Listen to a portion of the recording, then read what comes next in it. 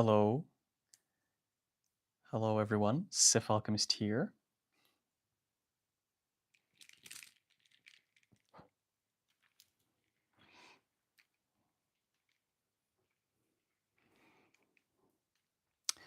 I hope you're having a wonderful time wherever you are. Thank you very much for tuning in. I truly appreciate it. This is another live session that I'm holding today. And I'm a little bit ahead of schedule, but it's just to give a little introduction. It's okay. So, for those of you who are going to watch this live session, first of all, I would like to thank you very, very much. If you can't watch the session right now, if you can't watch the live right now, you can re-watch it later. It's going to be available at your convenience. And today's subject is going to be about embracing darkness. It's a concept that many fail to understand, and I'm going to explain why and what's the difference between embracing darkness and shadow work. Because a lot of people think it's shadow work, but it's not. You're also welcome to ask questions because this is a Q&A session as well. And donations are welcome as well. So I would really appreciate that. And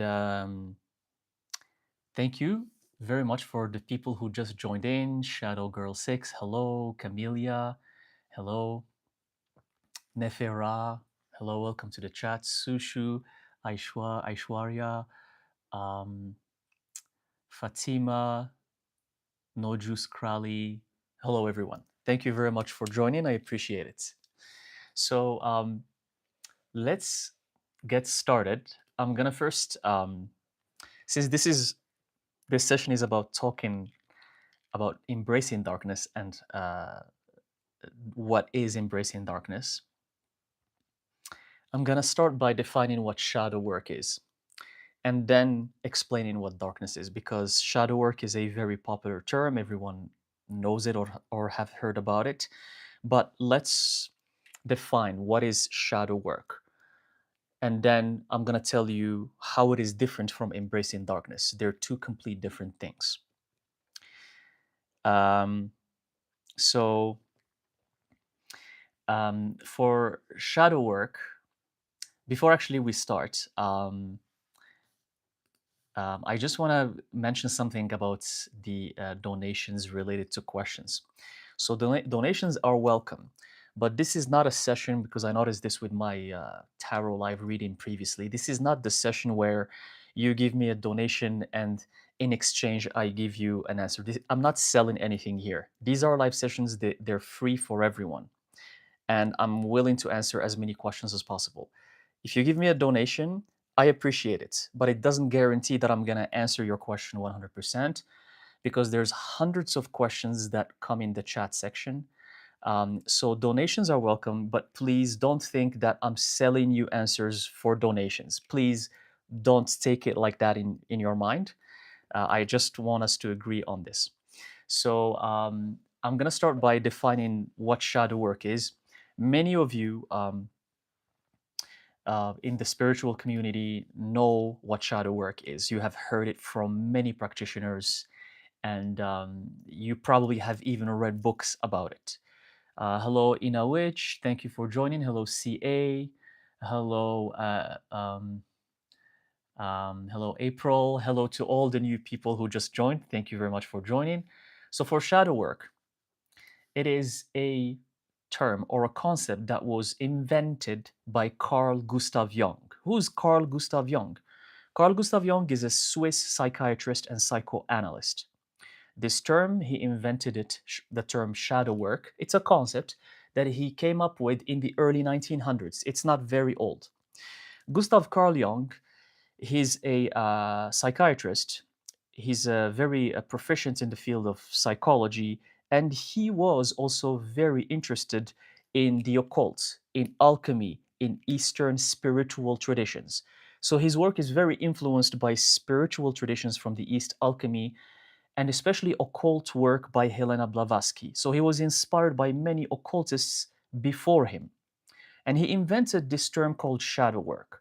What is shadow work? Shadow work, according to Carl Gustav Jung, is this part of the psyche that hides these feelings of, or they're usually negative feelings of emotion, such as fear, jealousy, pride, shame. These things that people are not really comfortable with, and they're usually scared of because they're negative. So when you feel jealous, when you feel angry, and these emotions usually they were part of yourself, or they were registered in your psyche, in that hidden part of your psyche at a younger age, because of societal conditions, because of your environments, because of your parents. They were hidden there.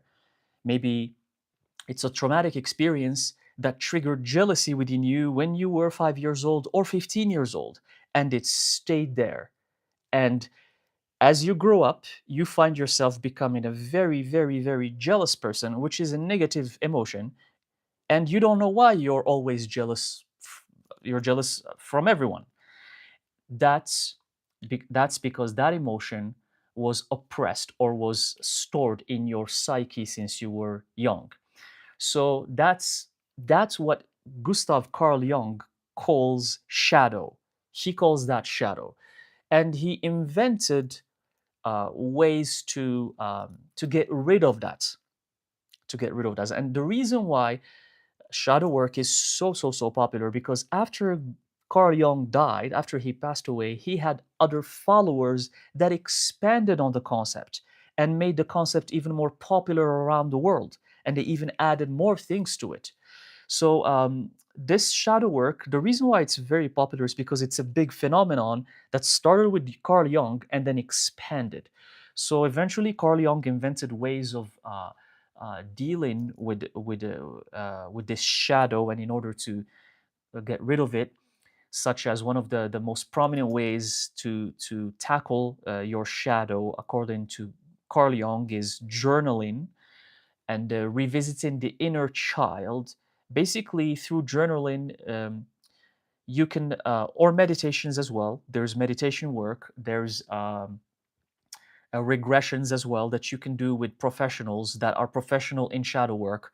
They can take you back to these moments where you had those traumatic experiences. You go back in the past where you were triggered for that negative emotion to happen. So it can be very hard, because imagine if someone has an abusive relationship, or an abusive parents, or something really, really hard to even think about, and they have to revisit that. So that's why practicing shadow work is not easy. Sometimes you have to be guided by a professional, by a psychiatrist. They Shadow work is even used in therapies nowadays. You can go to a therapist, and they'll use shadow work in severe cases where people have been abused, and they have to revisit uh, that experience in order to heal it. Or you go back to you revisit your inner child, and maybe something happened to you when you were 10 years old, you were hurt, and you try to comfort that inner child and help them overcome that experience.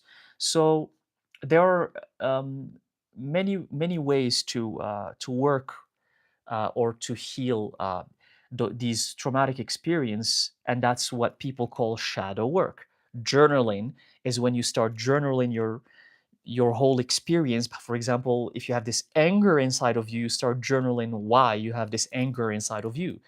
And the more you journal, the more you uncover where the source of that anger comes from. And it may take you back to moments of your life when you were very, very young. And then you discover why you're always triggered, why you're always an angry person. And when you locate the root of the anger, then maybe you can fix it. Maybe you can heal it. Maybe you can do a ritual or a meditation and forgive the people who caused you that anger back when you were 10 years old, per se. You can forgive them and then move on, move forward. So, shadow work can help people. It can help people overcome certain traumatic experiences. But here's the thing about shadow work. What if the experience that you need to revisit that causing you this negative element in your psyche, what if this experience goes back to past lives? and not only this lifetime.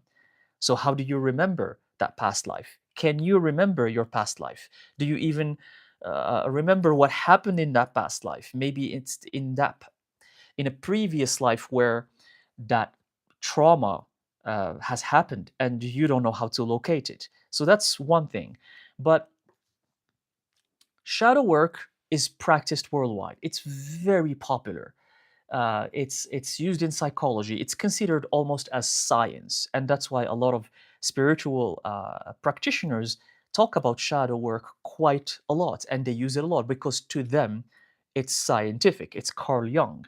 There's no there's no doubt about it. Even though it was invented just 100 years ago, it's in the early 1900s. That's when shadow work was invented.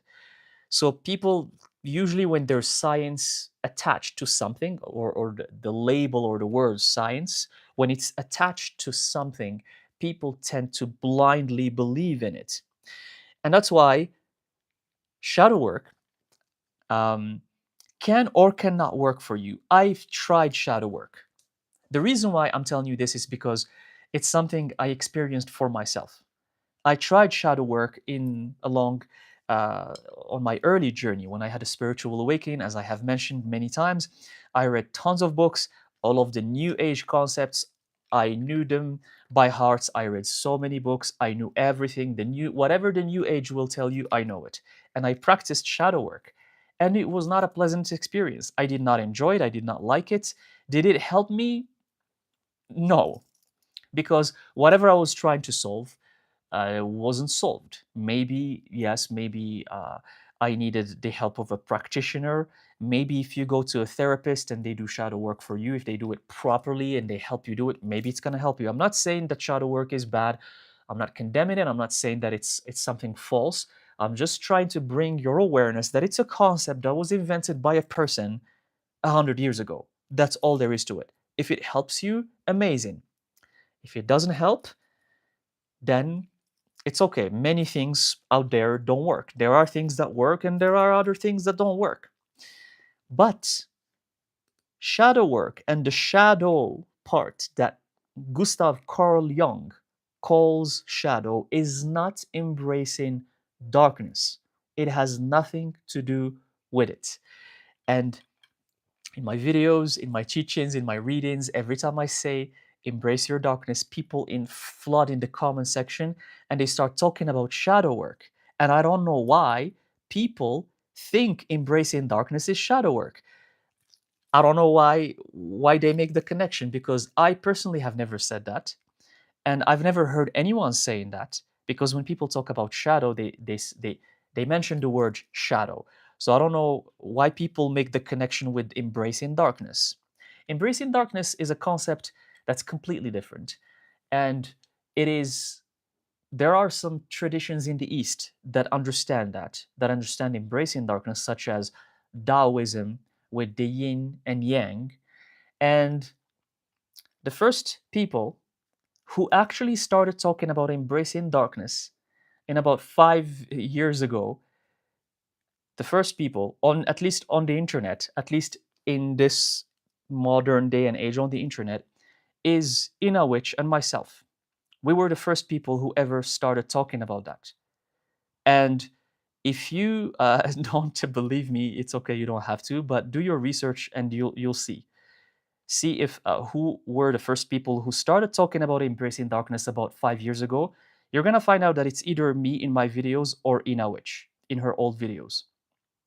But it's a concept that have existed before in the East, in Hinduism, in Buddhism, in Taoism. They understand the embracing darkness part, and it's not shadow work. So what is it? What is shadow? What is embracing darkness? And why is it important? Why is it necessary? And why do people confuse it? And why do people think it's a bad thing? Let's elaborate. But before elaborating, I'm going to say hi to all of the new people who just joined.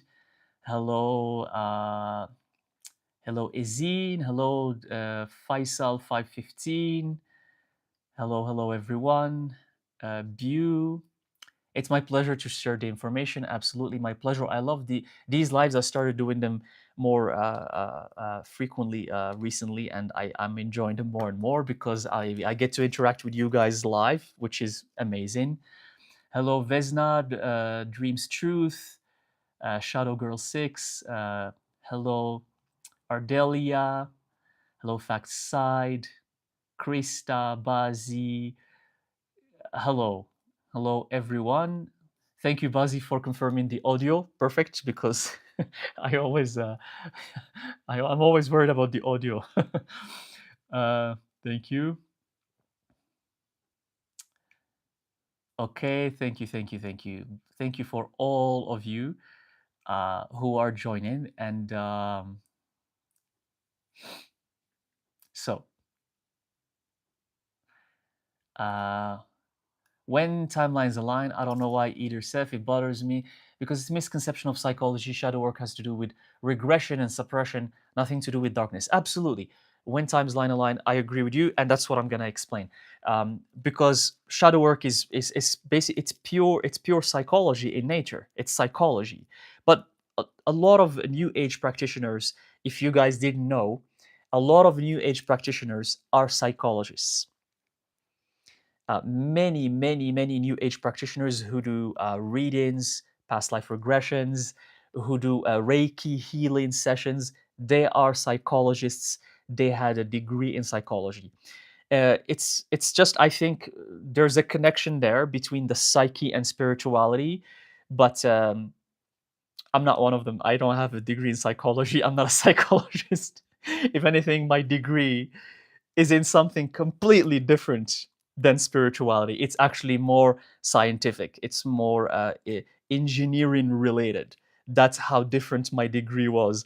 Yet I'm doing spiritual stuff. So, but many practitioners I visited in the beginning of my journey, readers, healers that I went to for sessions, they all were psychologists. They had degrees in psychology. All of them, when they write that in in their background in their websites.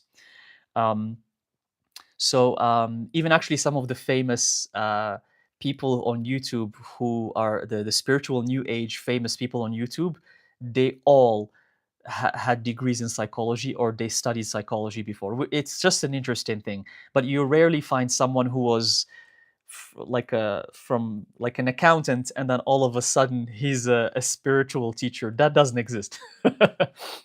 So let's move on with shadow work, with embracing darkness. Embracing darkness has nothing to do with shadow work. Embracing darkness, you have to think about it from the perspective of there's duality. There's two sides of the coin. There are two sides. When you reincarnate as a human in the physical reality, you become always separated into two things: male, female, feminine, masculine, darkness, and light. Okay? Darkness and light, they are exactly the same. They're both beautiful. When you look at the yin yang logo from Taoism, its Taoism was founded 2,500 years ago, and they have that sigil, the yin and yang, it's part of each other. The yin is not on its own, the yang is not on its own. Yin yang are part of each other, the darkness and the light. The problem with people fearing darkness is religion, Abrahamic religions, especially Christianity. They came and they're like, you know what? We're gonna vilify and we're gonna demonize the yin and we're gonna praise the yang. We're gonna take the yang, which is light, we're gonna put it on a pedestal, and the yin, we're gonna make people scared of it. That's what Abrahamic religions did. So they separated them and they made one on a pedestal and the other, they made you believe that it's scary, that it's gonna jeopardize your life, that it has these things called demons and spirits. You're not supposed to research it, you're not supposed to understand it, but you're supposed to understand the light because the light is the only thing that exists out there. Yet, my friends, in nature, half of the day is light and half of the day is dark. So, if you want to understand nature, you have to understand both sides. the dark night and the day light. You have to understand them both. But Abrahamic religions have conditioned people to only understand the day side. The dark, no. That means at nighttime, you're supposed to just hide. You go and hide when it's night. So embracing your darkness is helps you or encourages you to explore the darkness, the other half, the other 50% that is necessary. Without it, you can't understand nature. Without it, you can't understand yourself. In the spirit realm, there's only darkness. When you close your eyes and meditate, you don't see light, you see darkness. Darkness is what you see. When you sleep, you see darkness. Your dreams, when you look at them, they are sometimes in color, but they exist in darkness. The foundation of the universe is darkness. Even Abrahamic religion said it, let there be light. From where? From darkness. Darkness can also be perceived as nothingness. Nothingness. The atoms, the more the quantum physicists research them, more they go deeper and deeper and deeper and deeper and deeper and deeper in the atom, they find there is nothing. The percentage of nothingness is what dominates existence. Nothingness is that darkness. From darkness comes creation. So darkness is a positive thing. It has nothing to do with your bad side or your shadow side. Shiva, one of the highest gods in Hinduism, the god of destruction, the most powerful god that probably existed in the pantheon of Hinduism, Shiva, his name, Shiva, if you ask the Hindus, and in Sanskrit, it means nothing, or the one that comes out of nothing. Yet he was the most powerful deity, the deity of destruction. So from nothingness, from darkness comes creation. Because when there is nothingness, there is no light. Light is a concept that confuses humanity. Light is just what is reflected to our eyes from the sun, and that's it. From the light, and that's it. There's light bulbs, they reflect in your eyes. Your brain interprets it as light. That's all there is to it. The sun comes through your eyes, your brain interprets it as light. It's your brain that gives you the illusion that there is light. So why are we gonna condemn darkness? Darkness is in the background and it's the foundation of the universe. And that's why in this channel we talk about the occult. Occult is hidden. The hidden is dark. The hidden is always in the darkness. In the nighttime, you can appreciate the moon and the stars because it's dark. If the day consisted only of light, if we had 24 hours and it's just sunlight, then you won't appreciate it as much. Maybe you will be happy for the first month or even the first year, but then you'll get bored that every 24 hours nonstop is light every single day. But because there's 12 hours of nighttime and darkness where your eyes can't perceive that light. So if you go outside and there's no light, it's just complete darkness. If it wasn't for that, you won't appreciate light. You won't appreciate it at all. So you have to understand that darkness works for your advantage. Darkness is just. Justice comes from darkness.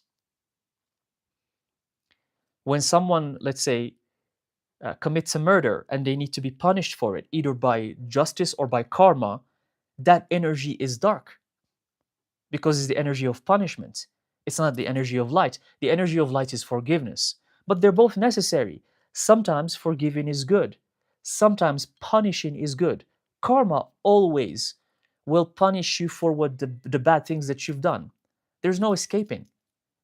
So karma works with darkness. If you hurt someone, you're going to be hurt. If you cheat on someone, you're going to be cheated on. If you commit a crime, that same thing is going to come back to you. That's darkness. That's dark energy. Light energy is forgiveness. Let's say there is the case of abuse or rape. Would you forgive that? Maybe the justice system will find a way to forgive that, but karma will not forgive that. That's dark energy. Do you understand? Assertiveness, confidence, not being a doormat, not letting people step on you like a doormat. That's darkness. Knowing when to say no. That's darkness. Being intimidating, being fierce while being loving. That's darkness. You can be loving and kind and generous, yet you can be fierce and it's intimidating at the same time. That's darkness. If you're just always light, light, light, light, and that's why sometimes I pick on the spiritual community. It's not out of hate. It's not because I hate the people who do that. No, it's because when you just preach the light, light, light, not only you become religious, but you're omitting 50% of the equation, and it's necessary. So when you start saying I'm light, I'm light, I'm light, I'm light, and light this, light that, then you might there is a high chance that you will become a doormat and people will step on you and people will take advantage of you. In the beginning of my journey, I started following the new age because when you have a spiritual awakening, the first thing you're going to encounter is new age concepts. And they're all going to talk about light, light, light, light, light. I started doing that. I started following these things in the beginning, many, many, many, many years ago. And many people started taking advantage of me because I wanted to be kind and helpful to every single person. And I'm like, that's what spirituality is to be helpful and kind and generous with every single one. And I became so miserable. People were taking advantage of me left and right, everywhere. Close friends at work, and you wonder why. You wonder why your life is miserable, even though you're helping, even though you're giving, even though because humans, you can do that with animals. Animals will appreciate it, but humans, they need to learn their lessons sometimes. If you're too nice with someone, if you're too kind to someone, if you're too generous with someone, there's a high chance that they're going to take advantage of you because you're not using your darkness. Sometimes you say no. Sometimes you say, sorry, I can't help you with that. I see that you are able to help yourself, so you need to help yourself. So you can't just always be giving, giving, giving, giving, giving. When you give too much, there's nothing left for yourself. There's nothing even left for your soul. You drain yourself. And energy vampires, that's all they're targeting. Energy vampires, they're targeting people who say, I'm light, I'm light, I'm light, I'm light, I'm light all the time. They find you, they latch on you, they suck your energy. By the time they're done, you're drained. Yet you go back home and you pray and you do your ritual and you say, dear spirits, dear guardians, dear God, whoever you pray to, I'm being so generous, I'm being so kind. Yet, why? Why are people treating me like this? Why am I being miserable? Why are people hurting me? It's because you're not embracing your darkness. You're not giving respect and value to yourself. That's darkness. That there's nothing light about it. There are times when you need to be light. Of course, I'm not denying it. There are times when you need to be forgiving, when you need to be helpful and generous and kind, but to the right people, to the right people. Because to the people who will come and they will try to take advantage of you, you have to show them that you have some darkness in you. And then they will back off and they will start respecting you even more. They'll start giving you respect out of nowhere. Why? Because you show them your darkness. So yin, the dark side, yang, the light side, they go hand in hand. If it was only about light, for the spiritual people out there who say light, light, light, light, light, if it was only about light, then there wouldn't be nighttime. Learn from nature. Then the God you believe in wouldn't have created nighttime. It would only be 24 hours of sunlight. So Abrahamic religions made everyone scared of darkness.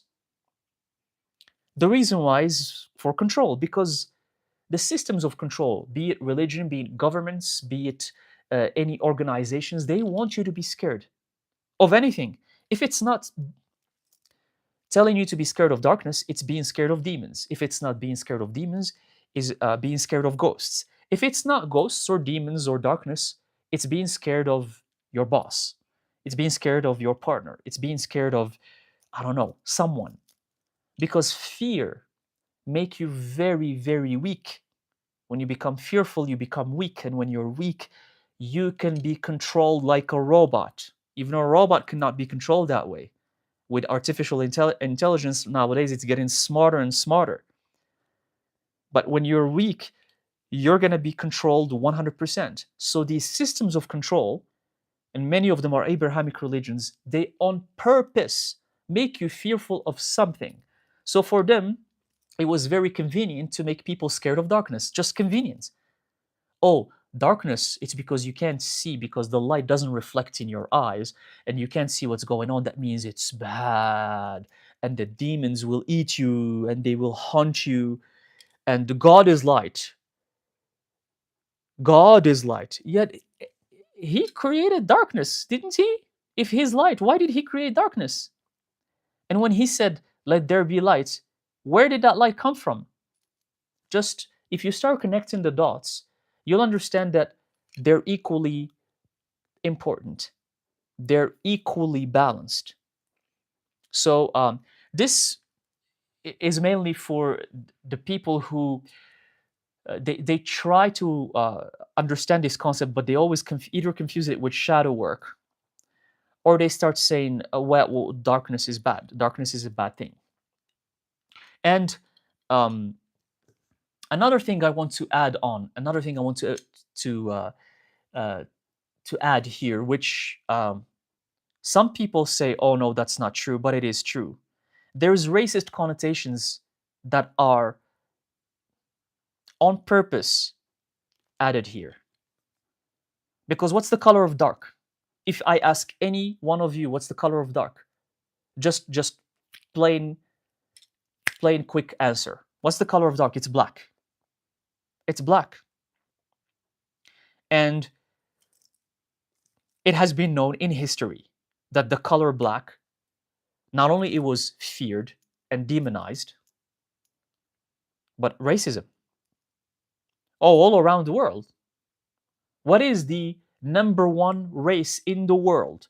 In every country, and I travel a lot, and I've seen this firsthand everywhere around the world. The race that gets the most racism in any country they go to is the black race, it's the black people. Black is always the color that gets hate, that gets racism, either if it's for humans reflecting on their skin, or if it's for something else. Because the color of darkness is black. So we have to promote white, right? White has to be promoted all the time. The color of light is that bright white hue, right? Religions around the world messed up with people's heads for thousands of years. It messed up with people's intelligence, unfortunately. And people believe blindly in this. Not only they believe blindly in it, they're willing to protect it. They are willing to protect these concepts that messed up with the human intelligence. So, embracing darkness is going to make you more of who you are. The side that you fear, the side that you're not comfortable with, is going to make you understand your soul, your core. So, that's the difference between embracing darkness and shadow work, which I explained in the beginning of this live. And they have nothing to do with each other. They're completely different. I even had a book that's called How to Embrace Your Darkness. It's on my store, alchemist.com. Because in the beginning of my journey, after I passed the New Age spiritual phase, I had a few years of New Age spirituality. After I passed that, I started thinking about this darkness thing. and I started doing my research, and I started realizing that how come no one is talking about darkness? How come is no one mentioning this? And that's why, as I said, if you go about 5 years ago, the first people who started talking about this on the internet is Inawich and myself. We are the first. But prior to us, the Eastern traditions have talked about darkness thousands of years ago. Hinduism, they know about it. Buddhism, they know about it. Taoism, they know about this. In the East, they always know things way ahead of the West. And alchemy also talks about darkness. We have the Nigredo stage.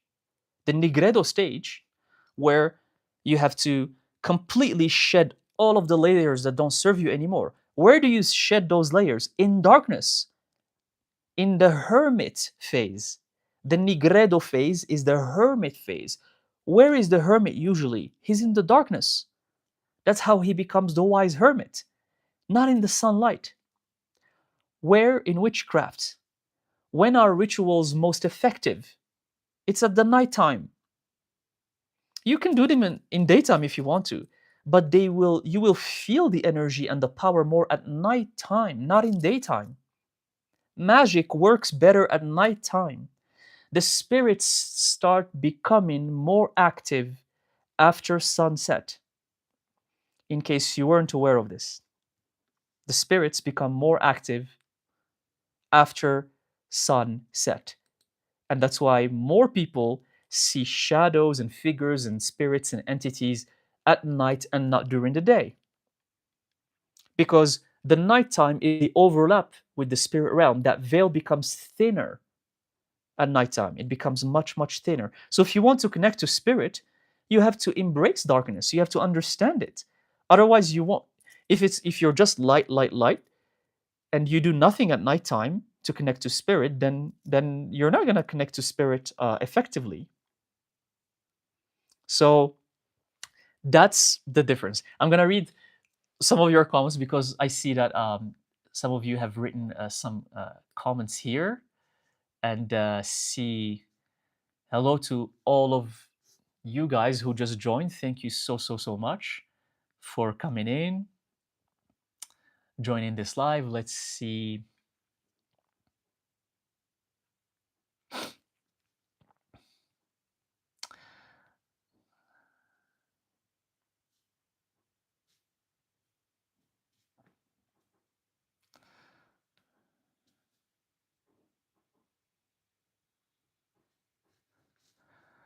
Prophet says Abrahamic religions are hyper focused on God's light face, God's light face.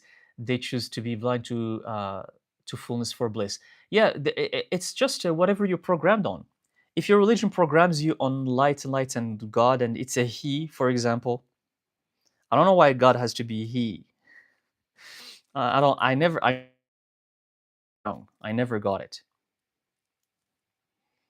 And mind you, my background in religion is I don't have a Christian background, because a lot of actually spiritual New Age teachers I mentioned earlier, a lot of them are actually psychologists, but they also have a Christian background. I'm none of those two. So for me, Christianity, I started researching it like decades ago. So yeah, I'm not new to it, but it wasn't something I was raised with, and I always wonder about some things in there that are just, well, first of all, why is a God he? So is he like he's a male? That's number one. Why is it he? And number two, the obsession with light. Why is it light? If it was only light, why did he create nighttime? Why did he create darkness? There are many things that honestly the Christianity makes me wonder about, and the reason why is because I didn't grow up Christian. I have zero connection with Christianity.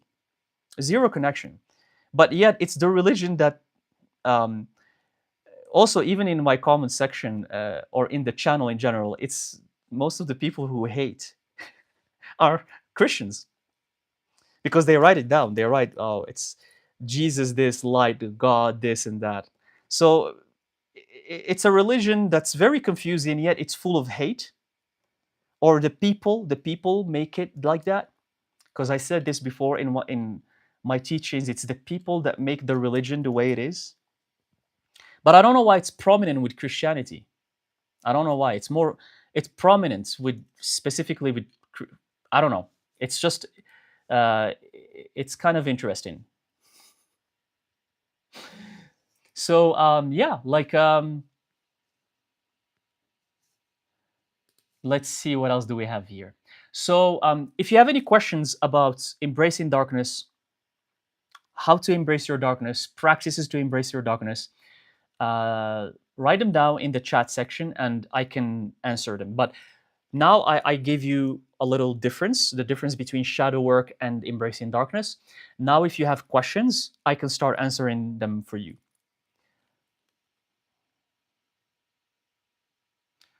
Shadow Girl 6, thank you so much thank you for your kind comments. Thank you so much. I appreciate it. Um, let's see.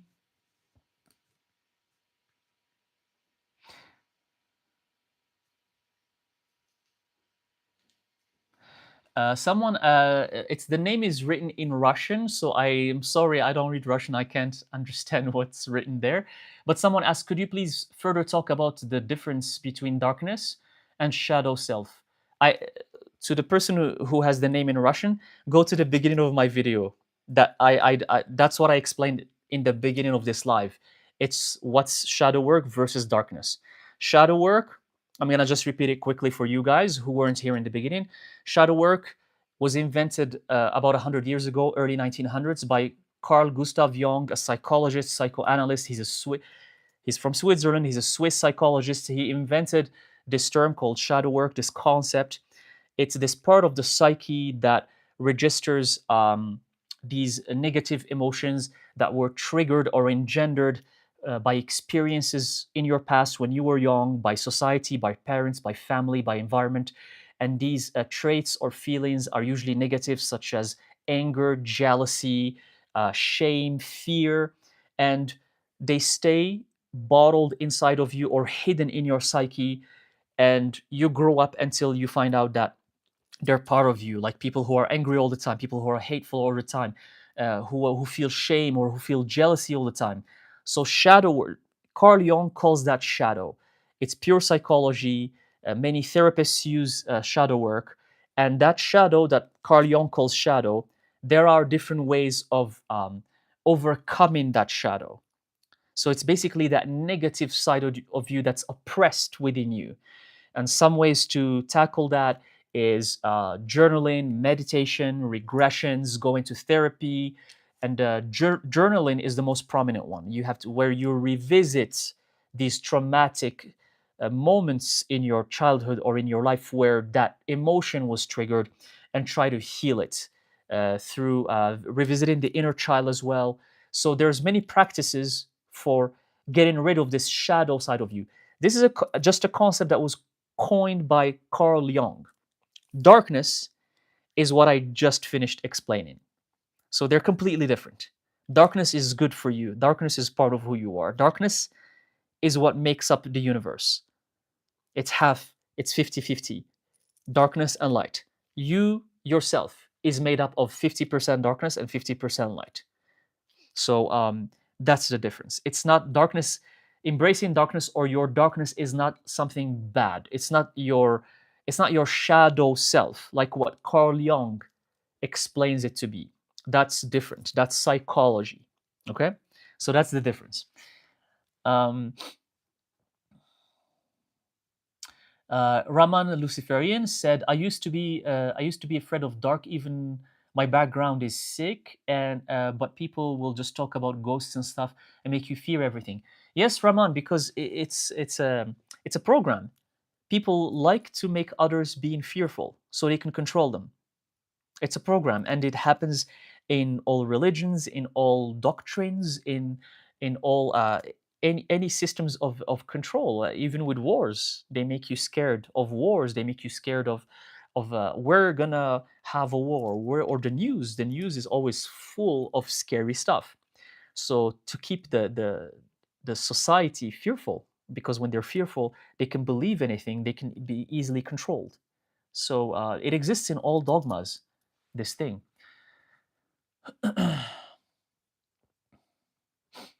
Another person here with, I think it's also, it's another name written either in Russian or Greek, I'm not sure. Question: what would be the difference between just escaping duality and embracing darkness? My dear, are they the same? Yes, you can't escape duality as long as you're in the physical reality. The only way to escape duality is to ascend, like what happened to the Buddha or Jesus, for example, or these sages. When you transcend the cycle of samsara, which is the cycle of reincarnation over and over, when you transcend that cycle, then duality disappears. And that's a very, very high level. Some people call it nirvana, or in the East they call it nibbana, enlightenment. You can call it anything you want. But when you transcend the cycle of being reborn over and over and over, then duality disappears. Excuse me. And then you reach out source. You go back to source. You go back to that energetic thing that just represents existence, and there's nothing physical, it's not tangible. The moment you start feeling tangibility, concrete things, it becomes duality. So that's why, unfortunately, and I wish it was different, there's no peace without war. So people who say peace all the time, there's always going to be war. It's just how how this earth works. See, people think that earth can be a heaven. It can, but only within you. It can be a heaven within you. That means you have to be in peace with yourself. That means you have to just be content and satisfied and fulfilled, even in the midst of distractions and madness and wars and hatred. You have to be just calm, still, and that's the energy you can live with on this earth, because duality is everywhere: darkness, night, hate, love, hot, cold, high, low, above, below, as above, so below, right? So there's always two sides of everything: male, female, always. There's always two sides of everything as long as you're on earth. And even when you go to according to Buddhism, when you go to heavens or to hells, duality still exists, gender still exists. So the only way to transcend duality is when you transcend the wheel of reincarnation altogether. That's it's a bit hard to wrap the mind around that, but that's the answer I have. Um, so here,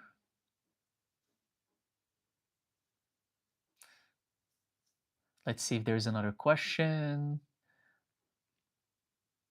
Akiniemi Freeman said, "How are you?" I'm doing great, thank you. How are you doing? I hope you're doing wonderful and you're having an amazing day.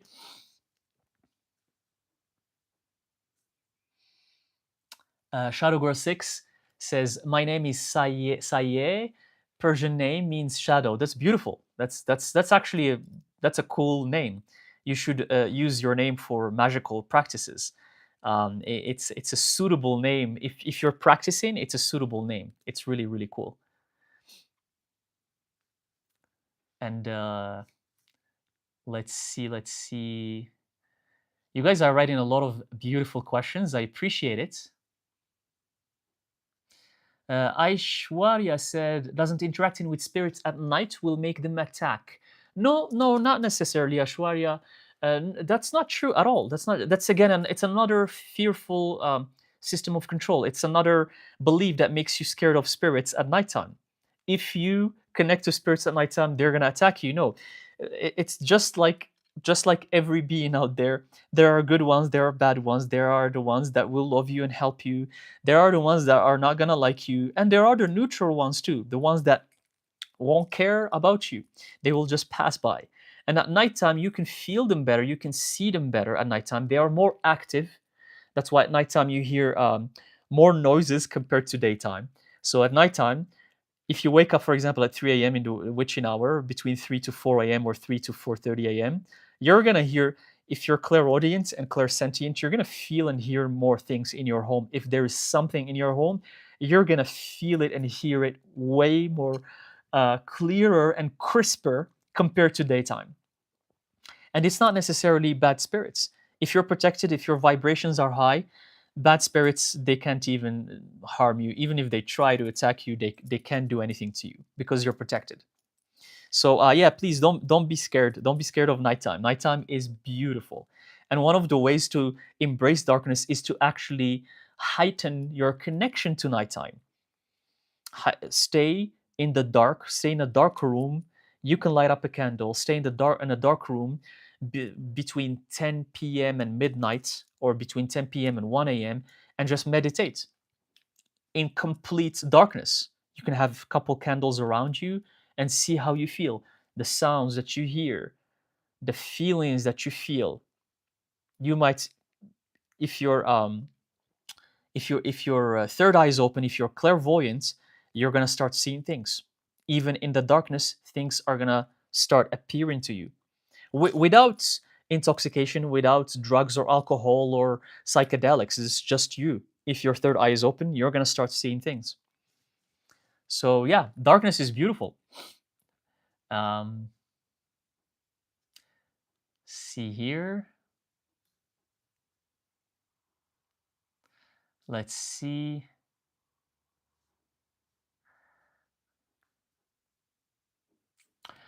Someone says here, Remox Brika said, shadow work is self destruction. I mean, Remox, I'm not sure if it's self destruction. It might work for some people. I tried it, it didn't work for me. I tried it and I actually practiced it for a while. I practiced shadow work for a while, long time ago, years and years ago. It just didn't work for me. Maybe, again, with practices, maybe they work for some people. They're scary because for me, to revisit a trauma, or especially when it's abuse, right? And to revisit it, that can be really hard for the person. It can be really, really hard.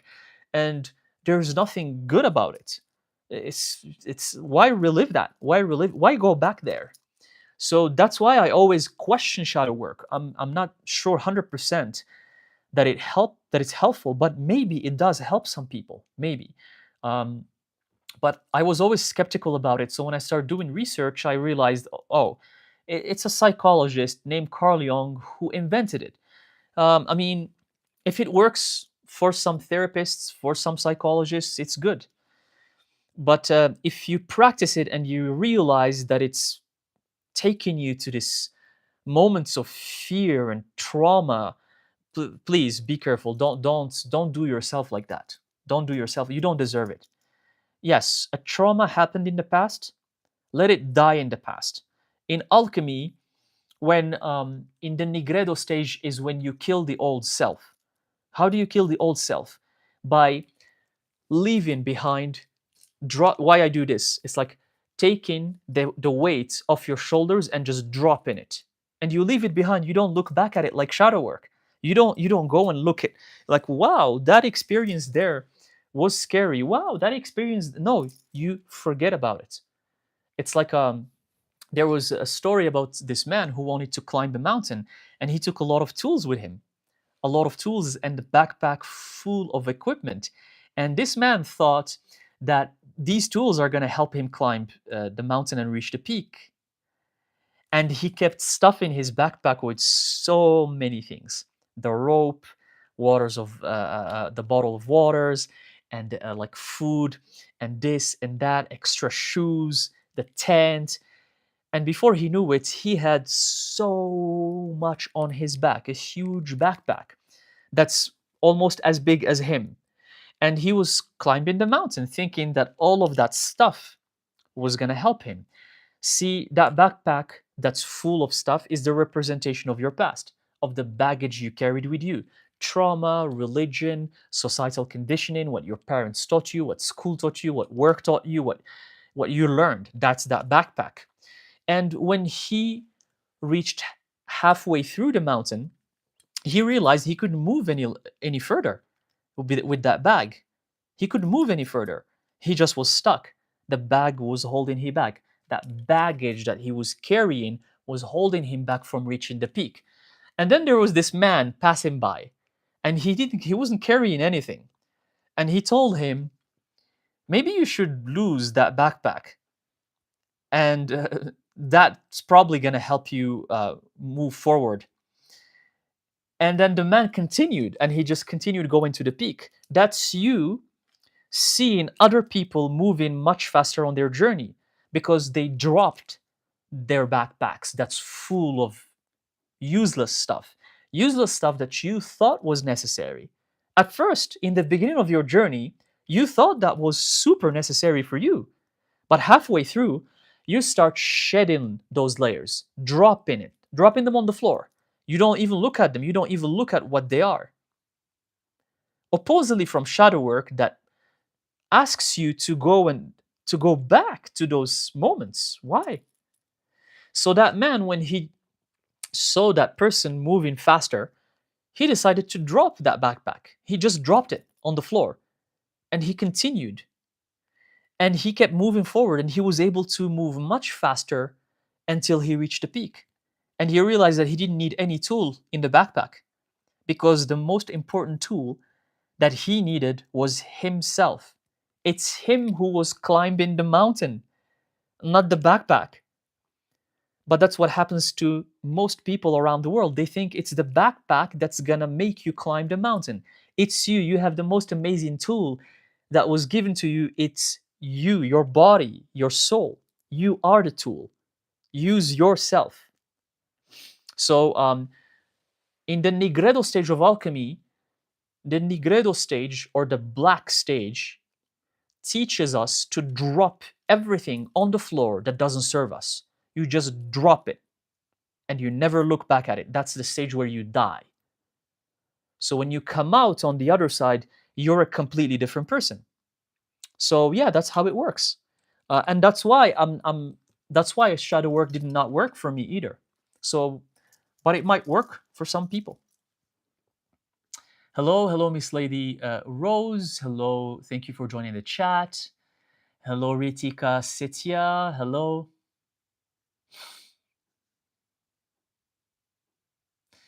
Uh, Hello to all the new people who just joined.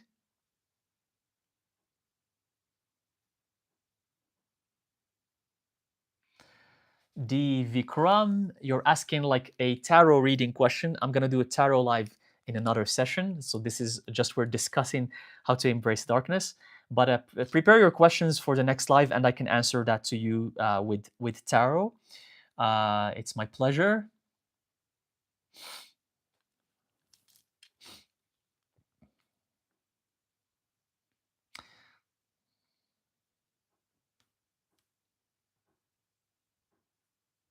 Raman Luciferian says, I was fascinated about Lucifer and Baphomet when I first get to know them. I felt maybe I was attracted to the left hand path, how I do embrace my darkness, um, how that I can be my authentic self. Raman, but that's the thing. Like, you're starting to research that other side, the other 50%, being attracted to what is, even from a religious standpoint, as you mentioned, what is Lucifer? What is Lucifer? And you do your research. Who was Lucifer? Why was he demonized? Why was he always portrayed as the bad person? Why was he portrayed as the negative one?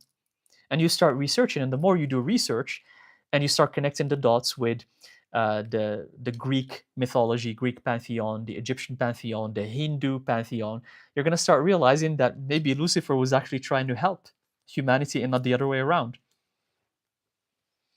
He was trying to see knowledge using your mind is the gift. If Adam and Eve were just tending in the gardens of the gods as slaves, and they were not using their minds, they were just like, we are here in the garden, and someone comes to them and tell them, you can use this and create miracles from it, and those miracles eventually will lead you to becoming like the gods that created you. What do you think? Do you think that's liberation, or you think that's something bad? It's the fruit, right? The fruit of the forbidden fruit. Abrahamic religions talk about the forbidden fruit. The forbidden fruit, why is it forbidden? Why is it forbidden? Because it gives knowledge, because it teaches you how to use your mind.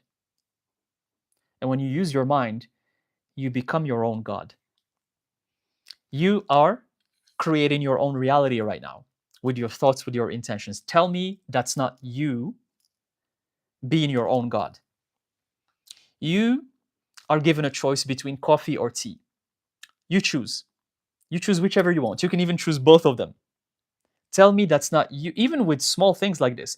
Tell me that's not you, God, of your own reality.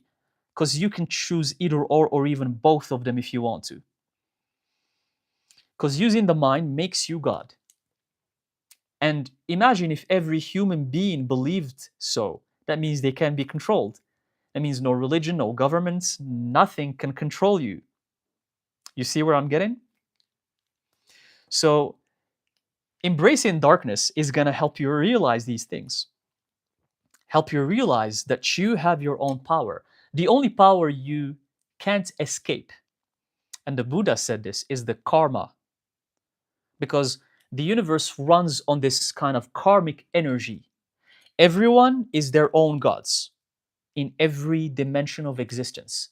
But the karmic energy that exists based on cause effect, action reaction, what you do comes back to you. That you can't escape.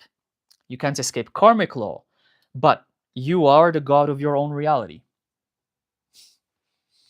And that's what most people they don't want others to know. It's an initiative knowledge. It's hidden. It's occult. Because imagine if all humans thought like that. There's going to be positive consequences, but also negative consequences because some humans are bad. And if bad humans realize that, they're going to do more bad things. It's happening right now, even in the world.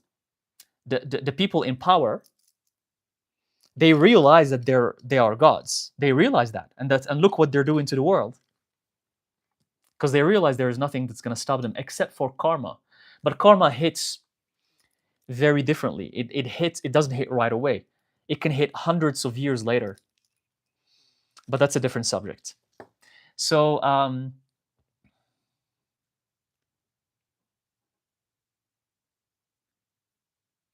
let's see.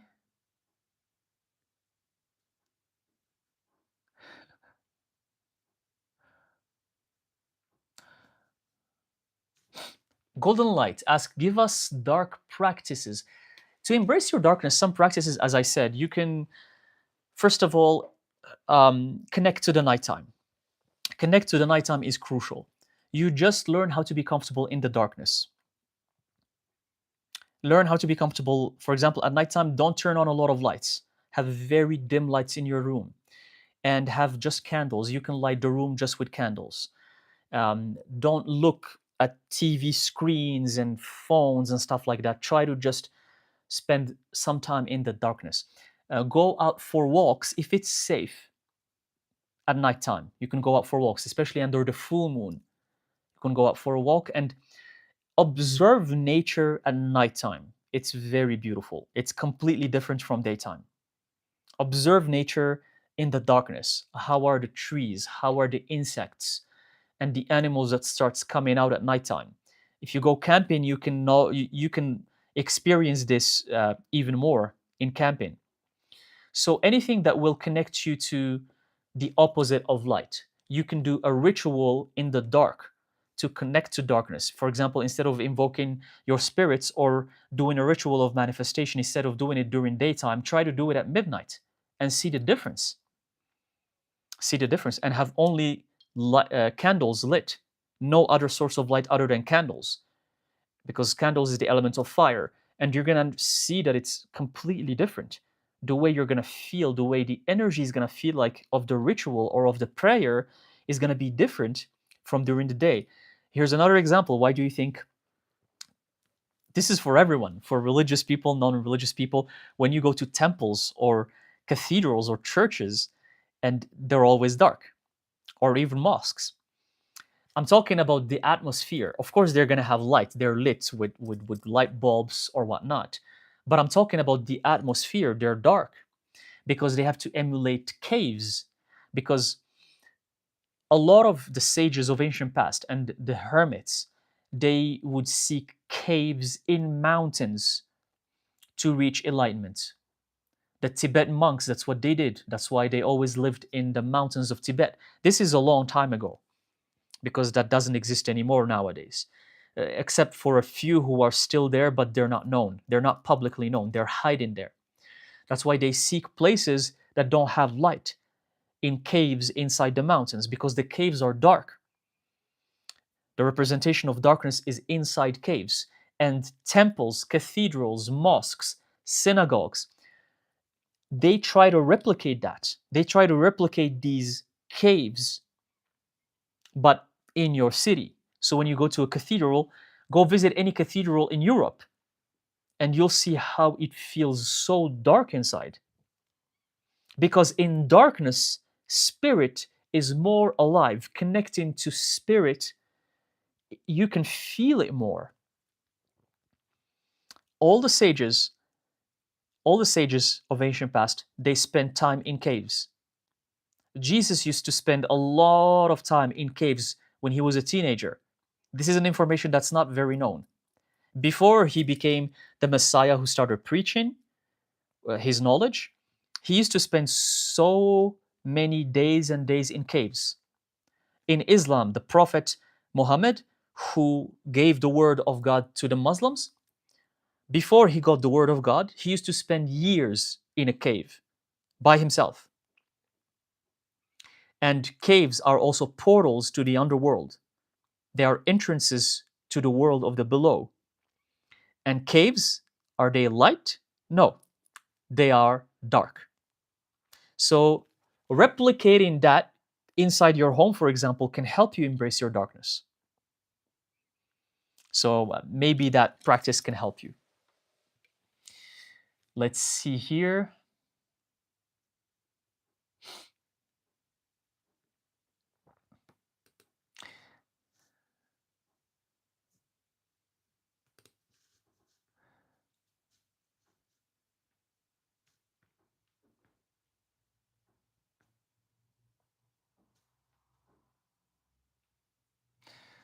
LJ, thank you, Seth, for sharing your words and perspective to the world. And yeah, it's my pleasure. Not focusing on what the haters say. Oh, the haters, the haters are, they're gonna hate.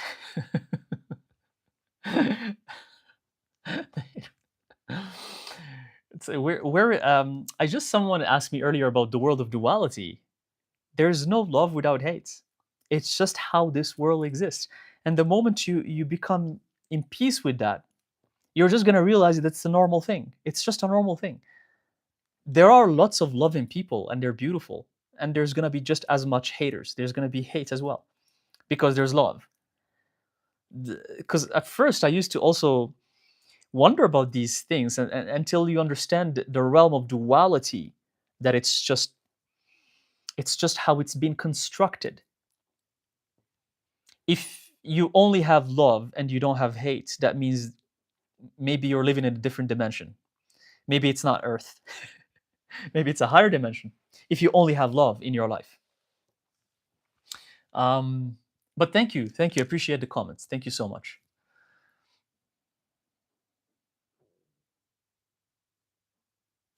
Hello, M Wolf. Hello, E from Toronto. Hello. I used to live in Toronto. Oh yeah, Toronto. Toronto was my city for many, many years. Toronto, Canada.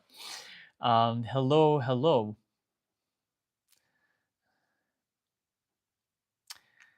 Prophet says moksha. Yeah, the Hindus, in Hinduism, that state of enlightenment where you transcend the cycle of of reincarnation. When you transcend samsara, the wheel of samsara, it's called moksha. In the Hindu practice, they call it moksha. It's that state where duality doesn't exist anymore, and you're just part of source. You're part of everything, and everything is part of you. So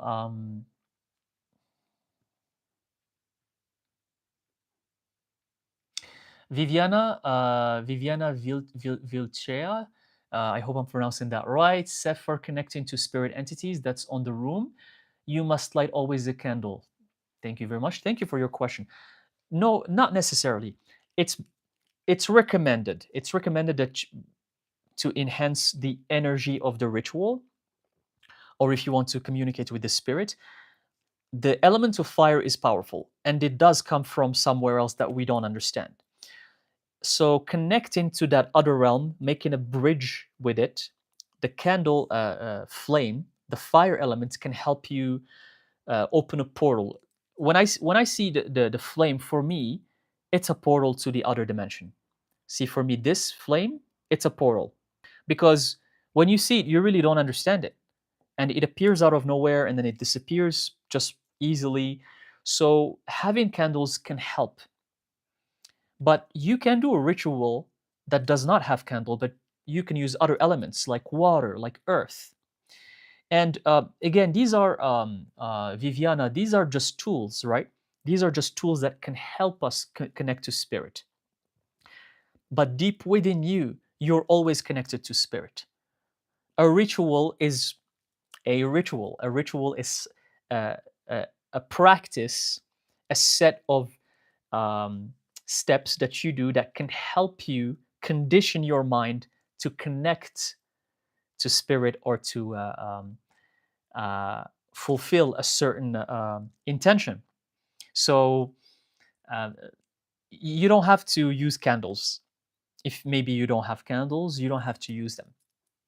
You can just do a ritual and just set your intention, because your intention is the most powerful thing. But you can use water, for example. Water is a beautiful element as well. Have a water in a bowl and just have it there, and intend it with a beautiful loving energy while holding it like this, and then it becomes loving water. It becomes holy water, because water embodies energy. So I hope this helps. Now, thank you very much for the comment. Thank you very much for tuning in. Very informative. Thank you. I appreciate it. If this gives you information, guys, that's the goal here. um,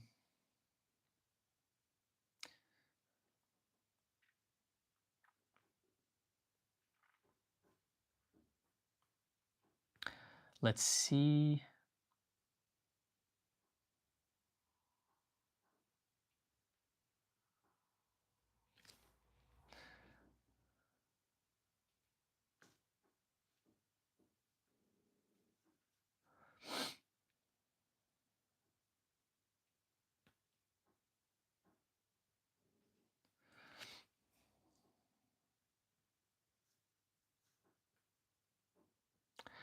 Um, Hayel Athena says, not all dark spirits are bad. Some are our friends. We just don't recognize them. Our fear stops us from understanding. Absolutely, absolutely. I totally agree with this comment. Fear will always stops you and hold you back from understanding the unknown or the unseen. We fear, and this is a saying that everyone knows, we fear what we don't understand. The moment you start understanding that thing out there, you don't fear it anymore. And yes, many of them, many spirits, they actually are willing to help you. And it's not like these scary things that magical traditions will tell you about, where they tell you have to give something in return. You can give something in return that's beautiful. You can give like an offering that's like flowers, for example. You can give an offering such as even like your intention, that is, you can even your words, because your words are vibration. You know, when you say thank you to someone and you're grateful to them, the other person is happy. It's the same for the spirit. As long as you say thank you, I'm so grateful to you, you're helping me and I appreciate you, that's it. Then the spirit is also happy. If there is a malicious spirit, or someone tells you that you need to give something in return, like these people who do sacrifices of animals or whatnot, know that that's bad magic and bad karma. Never do that. Never fall for those things. And there's gonna be people who will tell you that. Either they're inventing it, or like hallucinating with their mind, or maybe a bad spirit is ordering them to do such a thing. But don't fall for it, because now you're entering a different realm and you don't want to be there. That has really bad karma. So in terms of offerings, there's so many offerings you can give to spirits. When you go to the east, to countries like Buddhist countries like Thailand, Cambodia, Vietnam, and you go to the temples or you see the statues that they worship there, they give them offerings every day. They give them flowers, they give them some drinks, they give them fruits, they give them food or bowls of rice. So they give them whatever uh, whatever a human would appreciate. Like if a human receives, for example, fruits or rice or food, a human would be happy.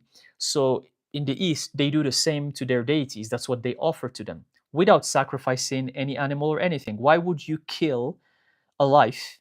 Why would you sacrifice a life for a spirit or for something else?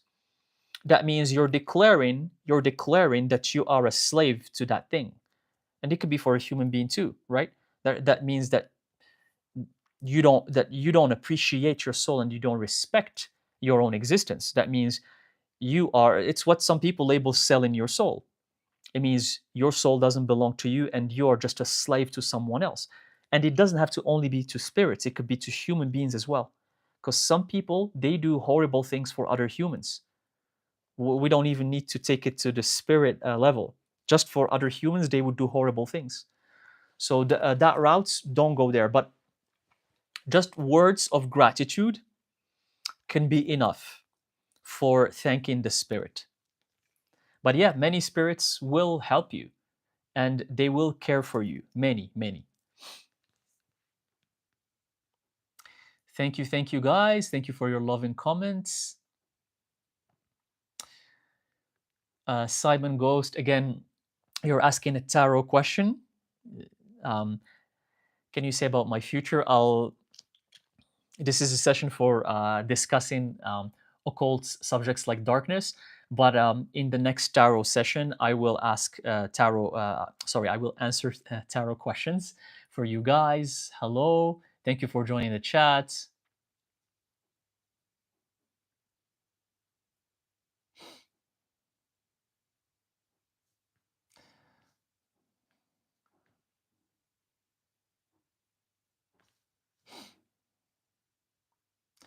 Hello, hello.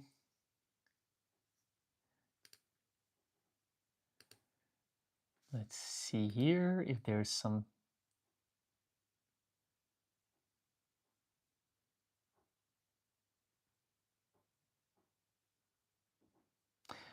Uh, well, that's the funny thing. It's I'm reading the comments and like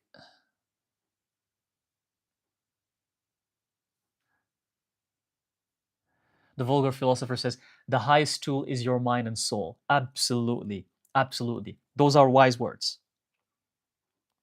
The vulgar philosopher, those are wise words. The highest tool, it's your mind, your soul. That's it. Everything else, it can help, but you reach a point where you realize that you are what you're looking for. You have what you need. You are enough. Everything you have is the things you have been looking for. So thank you for sharing these beautiful words.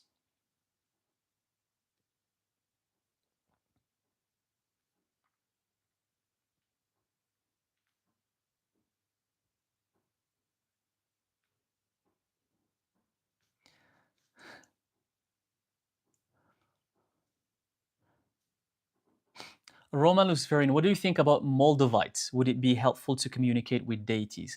Moldavite is a beautiful stone, and stones are alive. They hold a lot of energy. And Moldavite is a beautiful stone. And if you intend it if you intend that it's going to help you, or if it called you, and the moment you pick that stone, it could be Moldavite or any other stone, and you think that it's going to help you with deities, then absolutely. The fact that you're asking the question, Raman Luciferian, is that it will.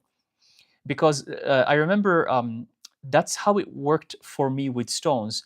Like I would research a little bit about the stones and their properties, but then I would use the stone depending on how I feel. Um, I remember I had this selenite that I used to wear on a necklace, And I used to wear it for almost 1 year, all the time, even at work. This is back when I was a 9 to 5er, and because of, you're at work, you can't show the pendant. It was a big selenite, so I just hide it inside. But then sometimes it would show, and it would catch the attention of some people, and that selenite, that piece of selenite, called me. I didn't do much research about why I bought it. And it was just during the time when I was trying to open up to spirit, understand my divine feminine, and use more of my intuition. I was struggling with that, and I was trying to hear spirit better, understand spirit better, open up to the divine feminine, to the darkness, connect to the moon energy, until I met someone who saw that selenite. And she told me, you know what selenite is good for? And then she said these exact same things that I wanted to improve about myself. So the moral of the story is that I picked the stone without knowing what it was good for, but it ended up being um, what it was for, what I needed it for. So go and just whatever stone calls you, and if you think it's going to help you with something, use it for that thing. So for you, Raman Luciferian, if you think this moldavite, if you find like a piece of moldavite that really calls you, and you think it's going to help you communicate with deities, it will. So just use it. And stones are beautiful. They're amazing. They're amazing. They're beautiful. If you guys are drawn to them, use them, but please respect them. Don't overuse them, because they also come from Earth. Some of them don't want to be taken from Earth. That's the other thing. Um, you don't know what you're gonna bring back home with you. Some stones, they don't want to be taken from their home, and then when they're taken from their home, they get angry. Their energy gets very vengeful and vindictive, and maybe you bring a stone home and it's gonna start causing you problems in your home, because it didn't want to be taken from its original place to begin with. So that also comes with experience, feeling, and intuition. You're gonna know from your feelings, from if you're clairsentient, you're gonna know if a stone wants to go with you or not. If it doesn't want to go with you, it's not gonna call you. And that's why I have mixed feelings about mining these stones. I have really mixed feelings about them, because in some areas they just go and dig and dig, and they just take everything, and they show them in these beautiful stores, and the stores look incredible, and you have these large stones, these large amethysts, or all kinds of beautiful stones, but you don't know if that was ethical. You don't know if these stones wanted to be there or not. So that honestly, I used to use a lot of crystals, and I don't anymore. I used to have way more, and it's for that reason. I don't want to take something from nature, because it has this kind of a weird connection or relationship of, it's now you belong to me. And that's why I have mixed feelings about owning pets as well. Even though if you take care of the pet, it's great. But if I would ever own a pet, I would treat it like an equal friend. So it's hard for me to like put it on a leash or something like that and treat it like if it's an animal. I can't do that. Same for crystals. Like the more you become aware on your journey of the see awareness, if you're not ready for it, you shouldn't walk this path, because it's gonna make life harder. It's gonna make you reject a lot of things. So I still have some stones. I'm not saying I don't have stones anymore, like crystals. I still have some, but I prefer not to get them anymore, because I don't know if these stones wanted to be mined or not. Maybe they didn't want to be taken away from their homes.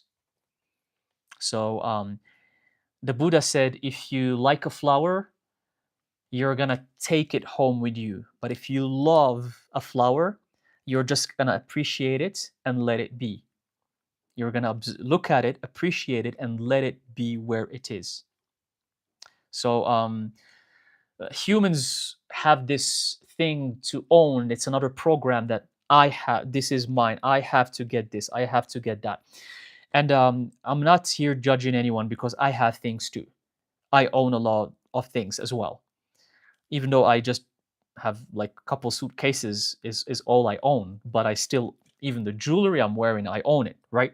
I own this jewelry, I own these clothes, they're mine. But I try to limit the things that I that I own, especially when it comes to natural things like crystals. And if you have a crystal, just take care of it. When it dies, when you use it for a few years and it dies, return it back to nature. There's no they're charging it or whatnot, and no. If you feel that the crystal died, one way to know it is the color starts to fade away for some crystals, and you just feel it when you hold it. You feel that the crystal is just not as powerful as it used to be. Please bury it back on the ground. Take it back to the soil in a beautiful, safe place and bury it there. Let it rest in peace. You used it for 4 years, for 5 years. The energy is obsolete. That's it. But you find people like, no, I'm gonna charge it under the moonlight and I'm gonna make it work again. It's not your slave. It's not your slave. If it helped you for some time, put it back to nature. Let it rest in peace. And that's how you should always approach crystals as if they're alive, because they are alive. They're actually more alive than they look. They're way more alive than they're as alive as plants and trees. um yeah, so that's, but if this moldavite is calling you, use it.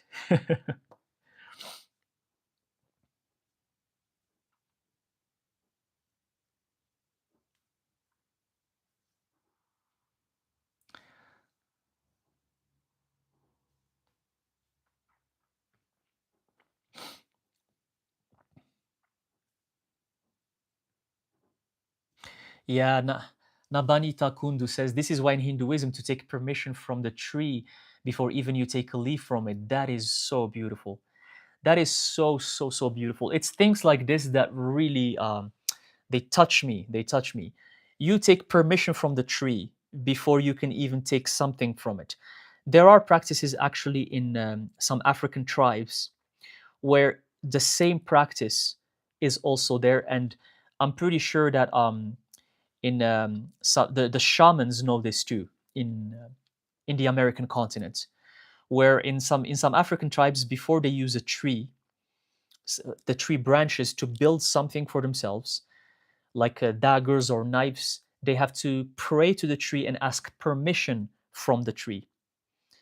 And unfortunately, we are in a day and age where if you say things like this, people will tell you, people will laugh at you. People will laugh at you, and they'll tell you that, oh yeah, yeah, sure, yeah, sure, that's right, you know.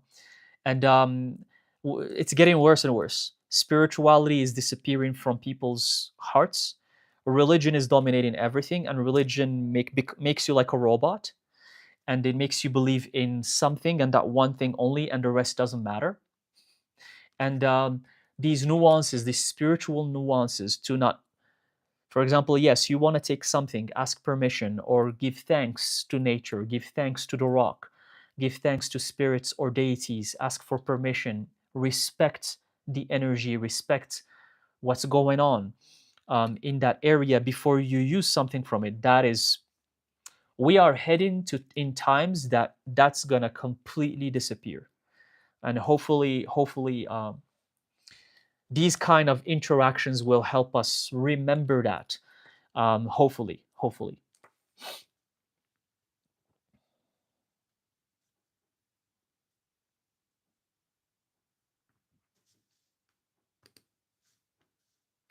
Let's see.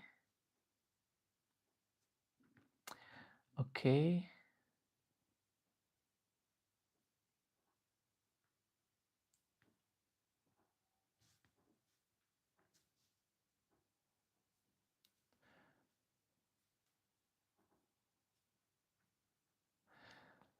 What else do we have here?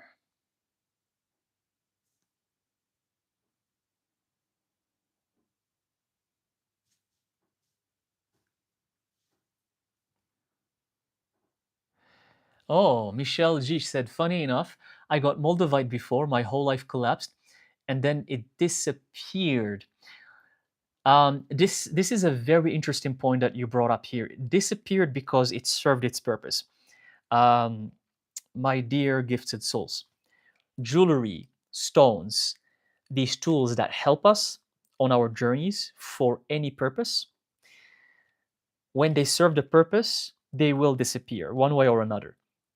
They will disappear. It means that they serve the purpose, they're not supposed to be part of your life anymore. When it's jewelry, it breaks or it falls. It's either sometimes it falls from your neck or from your wrist and you don't even see it.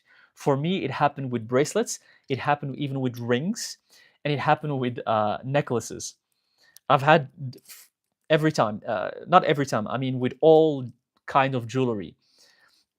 I had once a ring, a beautiful ring that I bought with the intention of protection, and I loved it, and I used it only for for a little bit, and it fell off, and it was my size.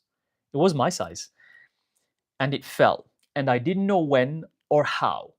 I just realized that I don't have the ring anymore. So I left home wearing it, and this happened years ago. I left home wearing that ring.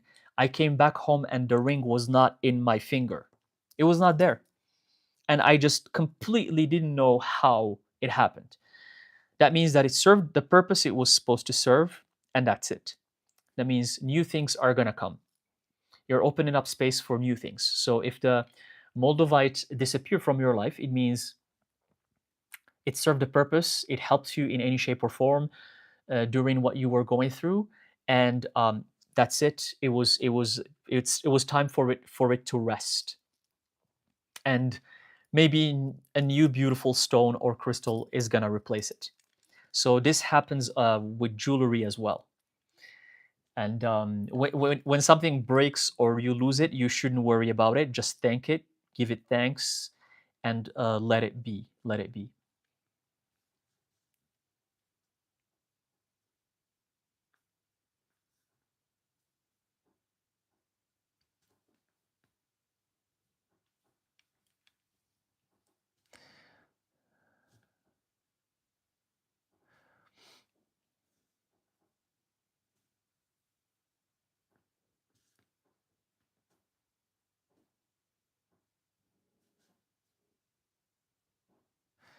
Yeah, yeah, it's yeah. Hi, Latina. It's like house plants, but in rock and crystal form. Absolutely, it's like plants. It's like plants. It's exactly like that. It's just when we perceive that rocks don't talk because they're still or they don't move.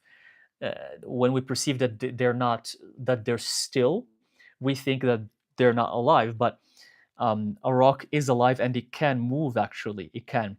If you go to nature and observe one rock, and you keep observing it for a very long time, it will move. The nature will make it move. It's just that rocks, they live longer than us, and their time is different from our time. A rock can live for millions of years, whereas for us it's just like max 100 years. So just the time difference between humans and rocks can give you already a perception about how wise they are if they can live for millions of years. The amount of wisdom they have for them to be that still. So that's why when you go to mountainous areas in the mountains, you feel like your heart is being elevated. You can feel the energy of the mountains is so massive. It's so strong. It's so powerful. It's because mountains are huge rocks that have been there for millions of years. So they're full. Their wisdom is we can't even comprehend their wisdom. We can't comprehend it. So definitely.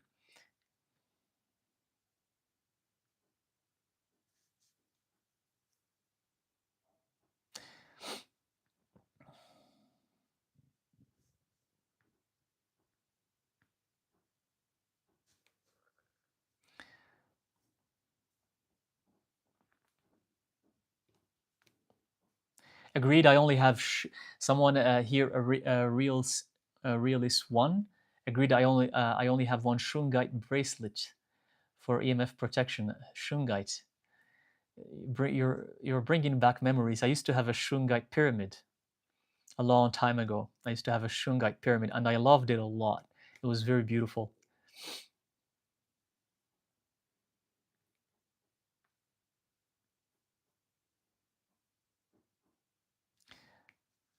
Thank you for all the new people who are still joining the chat.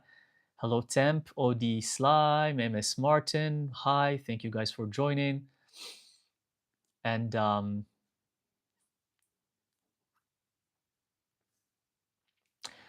interesting question.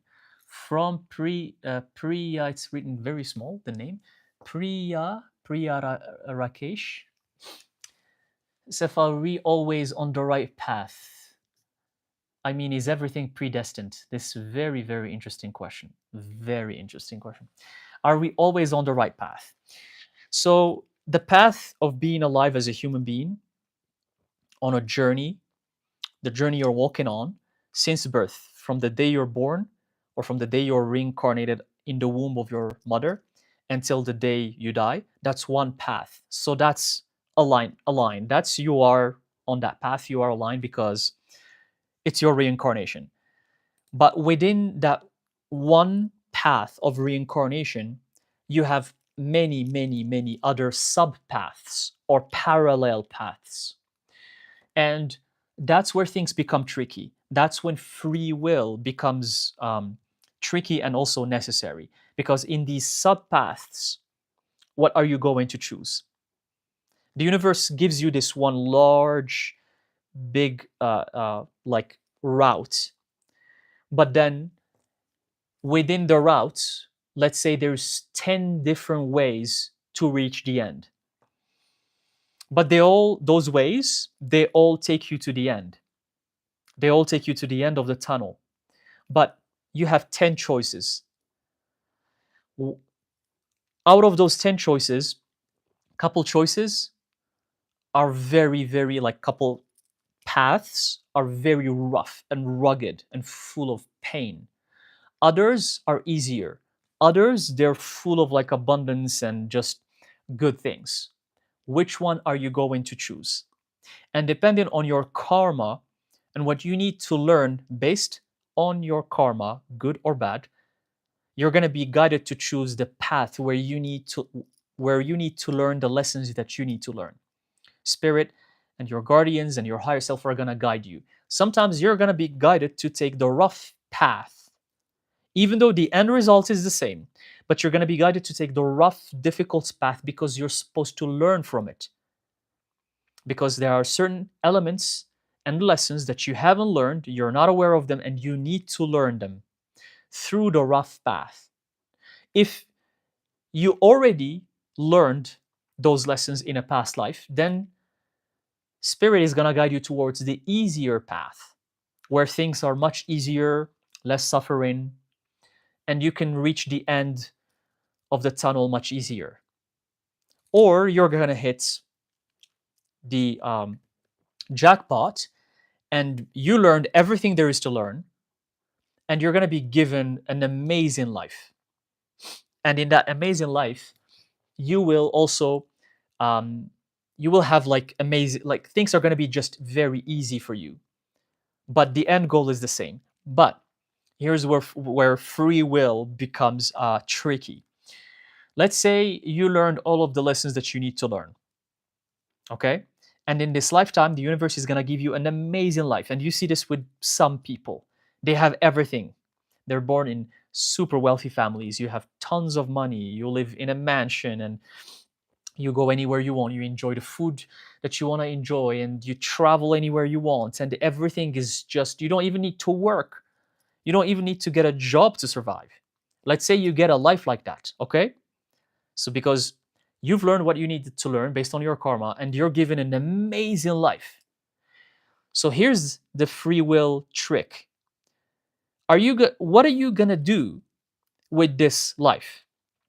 Are you going to use your free will to just splurge and live lavishly like what The people who are given that, that's what they do, and buy mansions and castles and have car collections and buy mansions all around the world and buy yachts and become a celebrity and a famous person and splurge money left and right. And your the money you have can save up one country. You can feed the population of one country, yet you use that money just for yourself and you just live as lavishly as possible. There's, are you going to do that?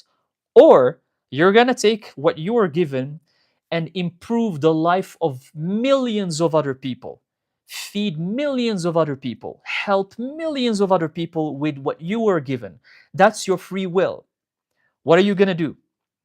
That's where it becomes tricky, because based on your free will, based on your choice, karma will be gathered again.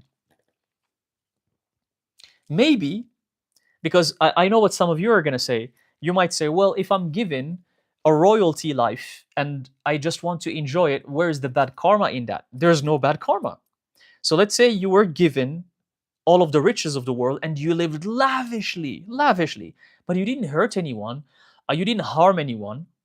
You bought all of the mansions around the world, you bought all of the fancy cars, you bought a yacht, private jet, you went everywhere you wanted, like what the celebrities are doing, right?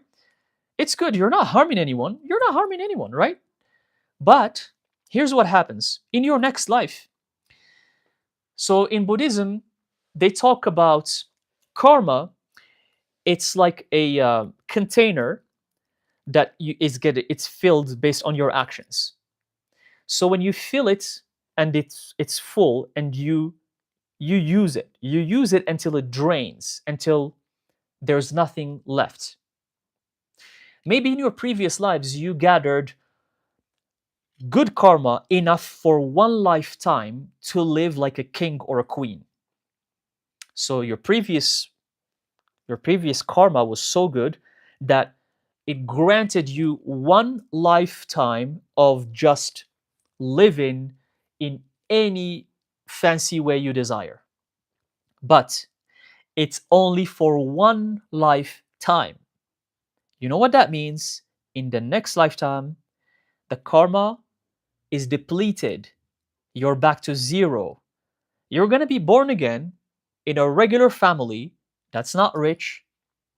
If you didn't work on your problems, be it anger or fear or selfishness or ego or jealousy, you're going to be put in a family that has those problems. So you start where you left off, spiritually speaking, and it's going to be a regular family that's not very rich, not very poor, in the middle, but it has a lot of struggles, and you're repeating the cycle again. So, what's the point of living one lifetime, splurging left and right, just so you can be reborn again and start from scratch, but this time not as a rich person?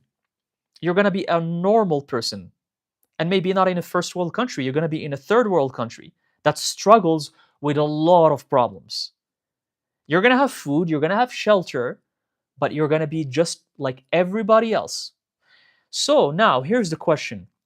Wouldn't you want to use that riches that was given to you to build even higher karma? Wouldn't you want to do that?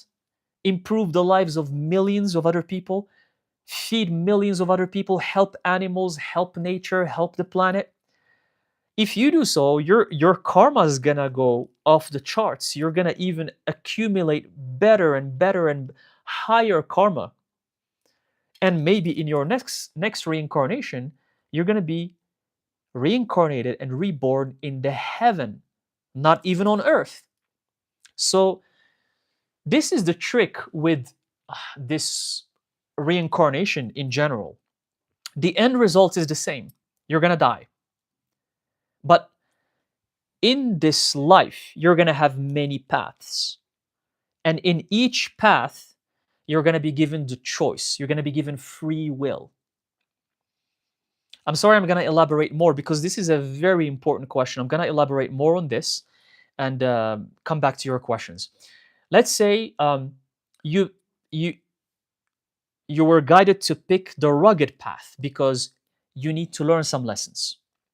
And you were guided to pick the path that has a lot of problems, challenges, because you need to learn from these problems and challenges so you don't repeat the mistakes.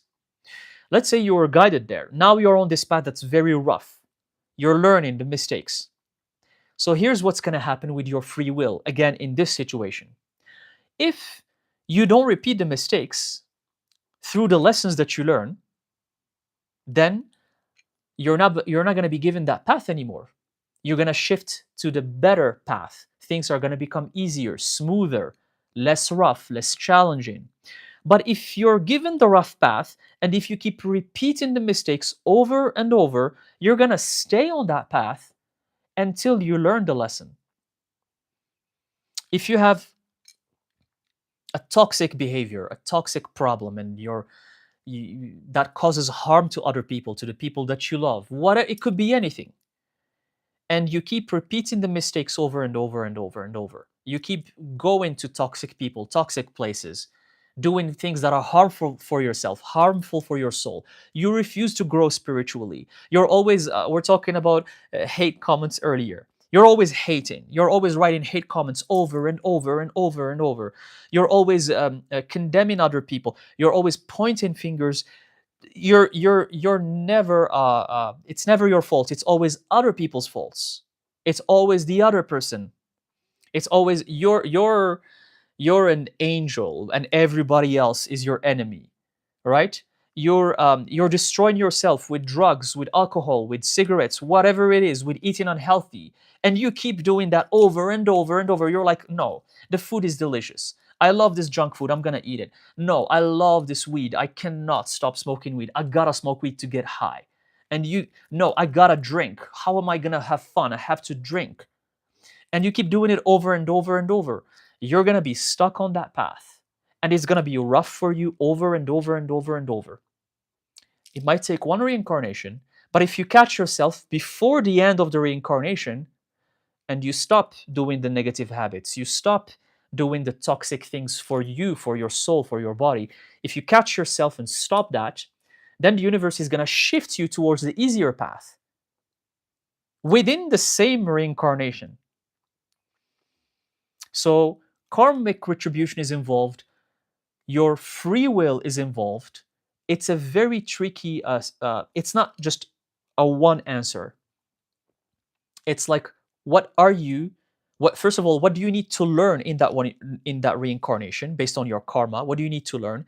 And then what are your choices? What's your free will? So we are always on the right path, Priya. Yes, we are. But is everything predestined? It depends on your choice. It depends on your free will.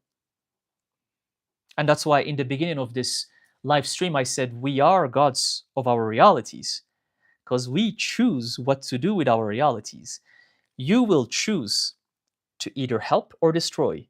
You will choose to eat healthy or eat unhealthy.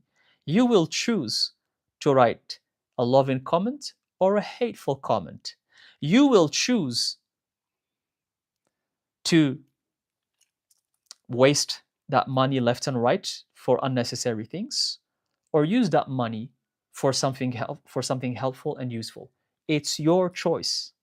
You're the god of your own reality. There is no god out there that's running this thing for you. You're running it. You just don't know it. And if you're not running it, someone else is running it for you. Maybe religion is running it for you. Your boss is running it for you. Your president is running it for you. Your culture is running it for you. Your customs are running it for you. Your parents are running it for you. Your friends are running it for you. Your partner is running it for you. If you're not running your own life with your own choices, someone else is doing it for you, and it's not God. It's one of the elements that are surrounding you that are um, uh, uh, that are building your life for you in the way they want. So I hope that this answer helps. But very, very beautiful, amazing question, Priya. Amazing question. Thank you for asking this. If you have other questions like this, ask them.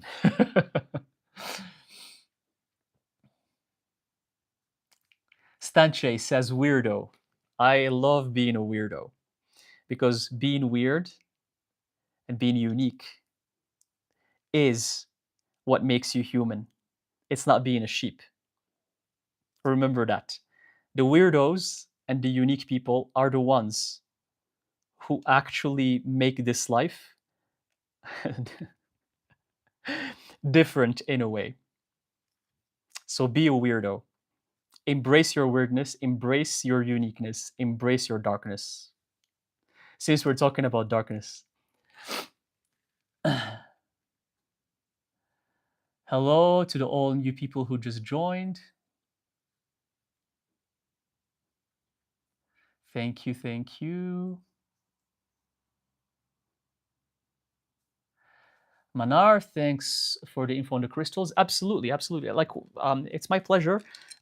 If guys, if the answers help you, it's amazing. If they don't help you, it's also amazing. It's okay.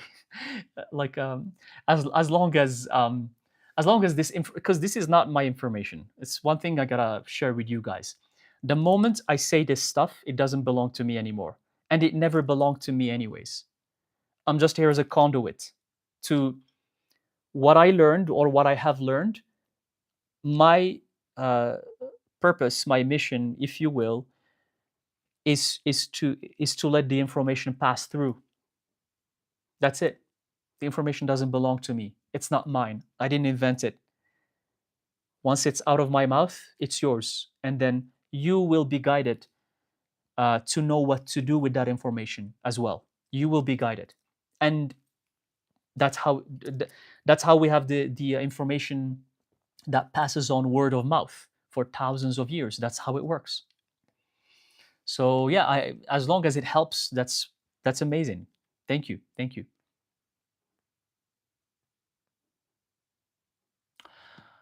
Uh, Gerald Sinosis, sorry, Geralda Sinois. I'm sorry if I'm butchering the name. I'm sorry. What's the difference between Luciferians and satanic occults? I think honestly, there's many different sects and groups, and each have their different beliefs, and they're also dogmatic. Um, Satanic occults, I think you mean Satanism, the people who worship Satan, and Satan. That I even talked in videos about this in some old videos about the difference between Lucifer, Satan, and the devil, because they're not the same thing. In this channel, I address the occults, simply occult sciences. It means the hidden, everything that has to do with spirits, with the paranormal, tarot readings, the wisdom, ancient wisdom that's hidden. Because occult means hidden. That's all it means. Satanic occult means satanic hidden. Maybe it's the satanic practices that are hidden. But this channel has nothing to do with that because I don't worship anything. I said it in many of my other videos. I don't worship anything. I don't belong to any group, and I don't have any group. For me, it's about showing the path. You walk your own path, you carve your own path. You're supposed to follow your own self, your own path.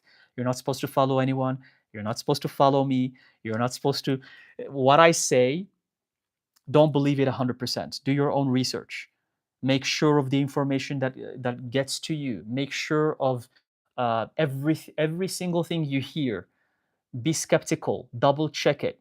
Either it's coming from me or from someone else. You're supposed to build your own path. So there are sects out there that worship Satan. Satan in Hebrew, there's the word called, it comes from the Hebrew word called shaitan or satan. Even in Arabic, they have a similar word called shaitan. Means in Hebrew, it means obstacle. So when you say Satan, it means an obstacle. So anyone can be a Satan or Satan. It means that you're having an obstacle that's preventing you from doing something. So in Abrahamic religions, Lucifer or that entity was a sort of Satan. It was an obstacle because this entity, this God, had some plans, and Lucifer was intervening those plans. He was interrupting them. He was like, "No, I don't agree with your plans. This happens even in your day-to-day life. Your boss might have a plan and you disagree with your boss. You're like, "No, I don't agree with your decision. I don't think that's a good thing." It happens to your day-to-day life every single day. That's the same thing that happened between these two entities, which is someone who's called God or the big boss, and then this other entity who's also very powerful, but he doesn't agree. Um, so uh, Luciferians, satanic people, these are other groups, and everyone worship their own thing. Just like religion, they have their own religion. Some people worship this side of the the religion. Some other people worship this other side of the religion. And here, I don't like to get caught up in the details because the devil is in the details. The more you focus on the details, the more you're gonna get lost. Um, the hermit in the major arcana number 9, the hermit holds a lamp. He's in the darkness, he's in the dark night, and he's holding a lamp, and that lamp illuminates the path for himself and for other people. That's all I'm doing here. I'm just illuminating the path in the night, because again, as I said earlier, in the darkness is where you're going to find your path, and knowledge can help you, but it's not going to give you the answers. It's not going to give you the answers. Knowledge is overrated. Knowledge is overrated. There are millions of people in the world that are so knowledgeable. They have unbelievable knowledge. They have written books about different fields of knowledge, even the occult. There are many authors who have books about the occult and they know way more than me, or they know so much more details. But, but, knowledge doesn't grant you wisdom. It doesn't grant you how to make the right choices. That comes with experience, that comes with wisdom. Wisdom is to know how to make the right choice when a situation presents itself. And wisdom can only be gained through repeating cycles, making mistakes and not repeating them. So basically, learning from experience. And knowledge can help you make your nourish your wisdom, if you will. So you have people out there who have written books and books about art, but they never painted a single painting in their life. But they will know more information and more knowledge about art more than the painter that takes the brush and paint the art. But I mean, they're fulfilling their purpose. They are scholars. They write books for them. That's their purpose. But does that mean that they understand art? No, because the person who holds the brush and paints the painting, that person knows and feels art. They channel art. See the difference? And it's the same for music, the same for magic, the same for the occult. That's why I always warn you guys about the books of magic. There are many people out there who have written books and books, so many books about magic. It doesn't mean that they know what they're talking about. They have the knowledge. They have the knowledge of magic, yes. But maybe they have never done magic themselves. And I've met and I've encountered these people, and in the beginning I found it fascinating. I've encountered scholars of the occult. Scholars, they are walking encyclopedias of the occult, about anything about the occult.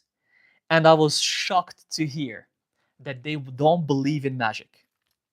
So they will tell you everything about rituals, about spells, about witchcraft, about the people who contributed to the occult in history. They will tell you about everything. But then they said that they don't believe in magic. I was actually shocked when I heard that. I was shocked.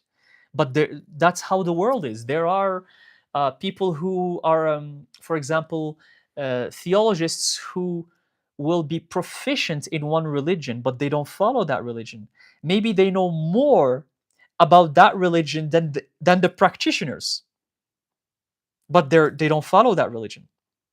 So you have to be always aware about the people who the sects and the groups and the scholars and the people who write books and the practitioners.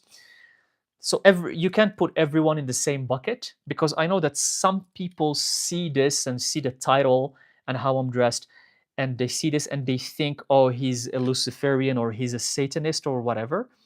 It's easy to fall for that kind of misconception. It's okay. It doesn't bother me, but I don't belong.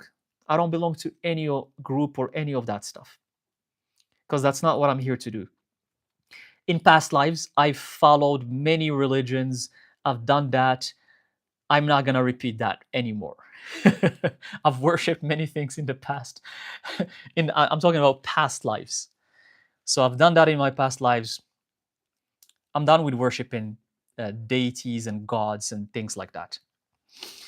So thank you for the new people who are joining. Let's see if there's a couple other questions. Couple other questions before I wrap up. Let's see. And thank you guys for your presence. Thank you for your presence. I appreciate it.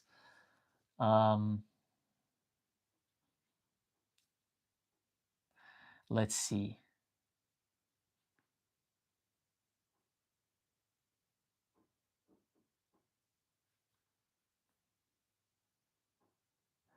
Okay.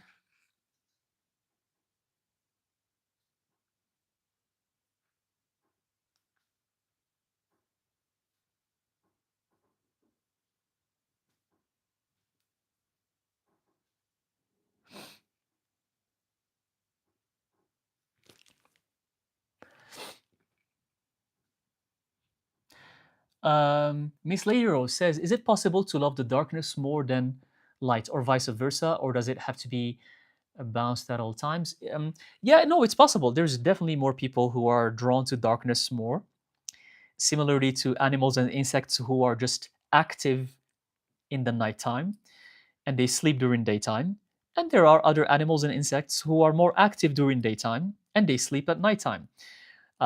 So it's kind of similar. Some people, their energies are more active at nighttime, especially when it comes to witches, mages, practitioners. They're going to be way more active at nighttime after the sunset, at midnight. They feel the energy of the moon much more, the energy of darkness, and it's just as beautiful as the daytime. And there are other people who are way more active during the daytime, and they're they feel more energetic during the day. And this idea that us humans are only meant to be energetic during the daytime, yes, it's for most of humanity, but that is because of the systems in control, that what they put in place. They put in place these jobs, day jobs. They're called day jobs that people have to go through. So you're basically forced to um, to work during the day, to work in the early morning from 8 a.m. or 9 a.m. depending on your country.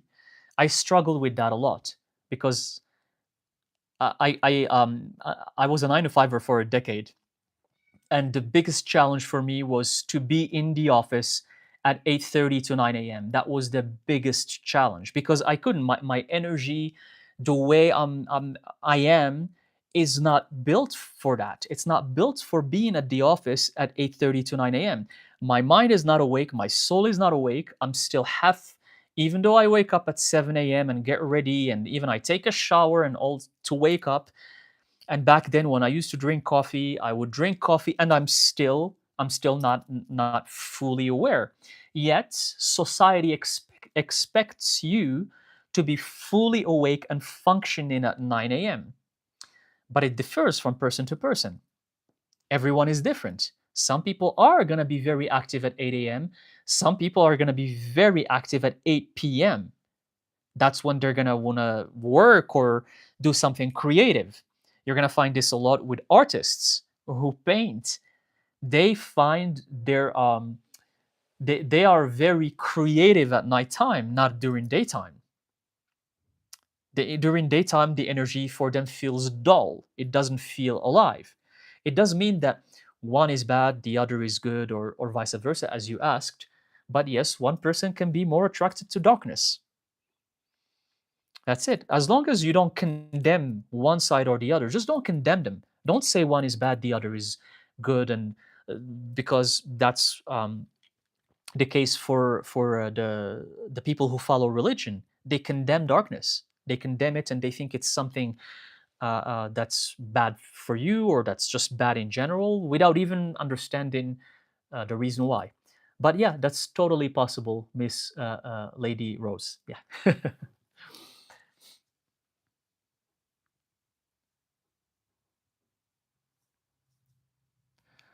So let's see here.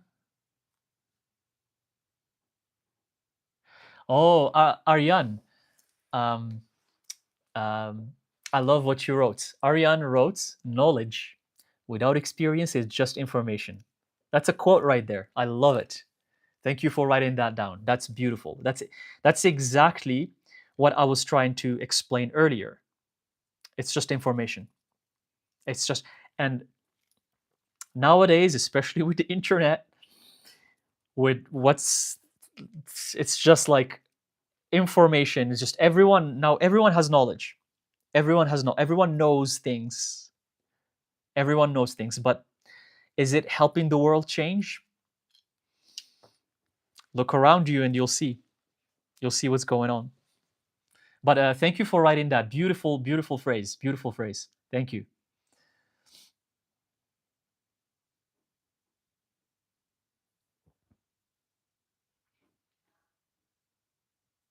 Hello, hello, hello to the people who just joined. Shadow Girl 6 says, "Can I talk to Lucifer in my heart and he hears me? Can talk loud all the time?" No, you can just in your heart. It's all about intention. Like for any deity or any spirit, if you want to communicate to them, if you want to communicate to them, you can do it in your heart. You can do it through a ritual, of course, and you can speak out loud your because words are vibrations. So speak out loud your intention and how you want to connect to that deity.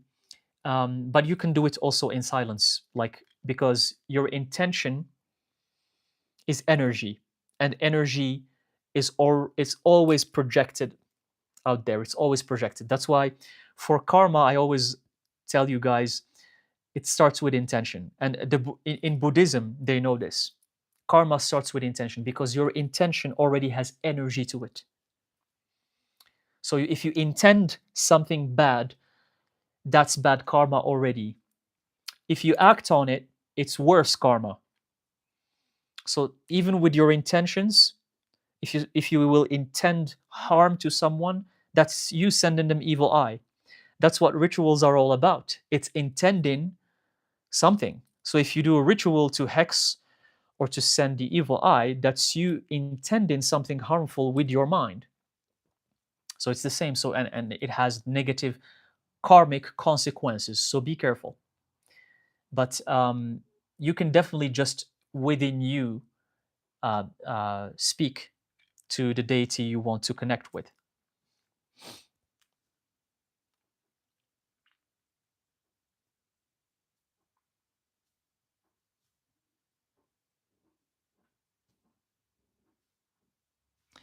When timelines align, knowledge is useful and it's the root of all wisdom. Yes, knowledge is absolutely helpful.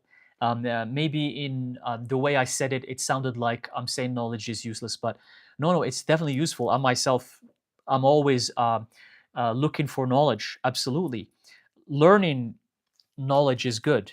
It's good, but it's experience um, and learning as you go, using because the knowledge has to be used as well. It has to be applied. So if you start applying the knowledge properly and with experience, then you start gaining wisdom. But what we have nowadays, unfortunately, is a lot of people just know things and that's it. It stops there. Um, hello, hello, hello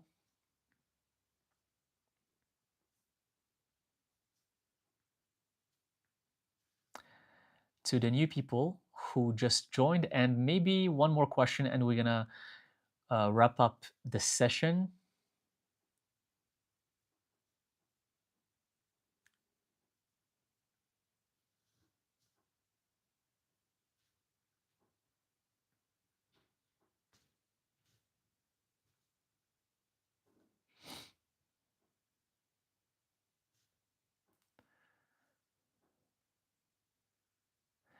Let's see.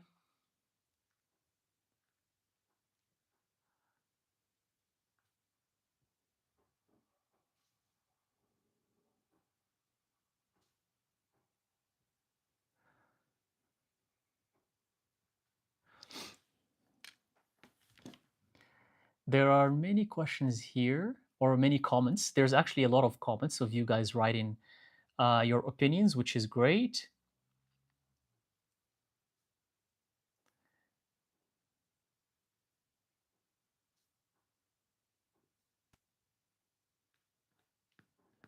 And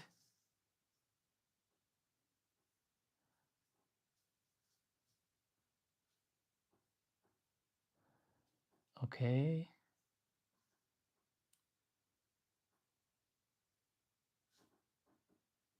I see that it's actually interesting. These lives they attract a lot of Christians, a lot of. I'm glad that my channel is attracting more Christians than maybe than other Christian channels. it's it's an interesting phenomenon. Very interesting. Very interesting. Because I see a lot of people writing Christian comments here, and specifically Christians. I don't see other religions here, just Christians. But hey, maybe the message is reaching.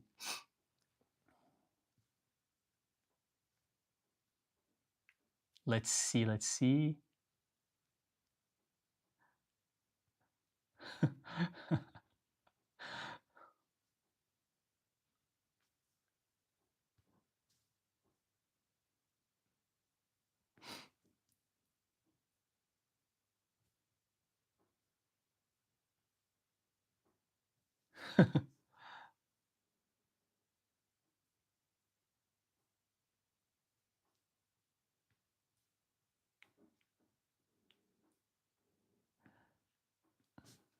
Okay. There was this thing that was okay. There. There was this kind of this feature here that says live chat and top chat, and I was in the top chat, and so many comments were hidden.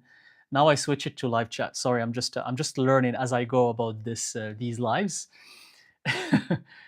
So when I switched to live chat, then I started reading more things. Sorry, guys.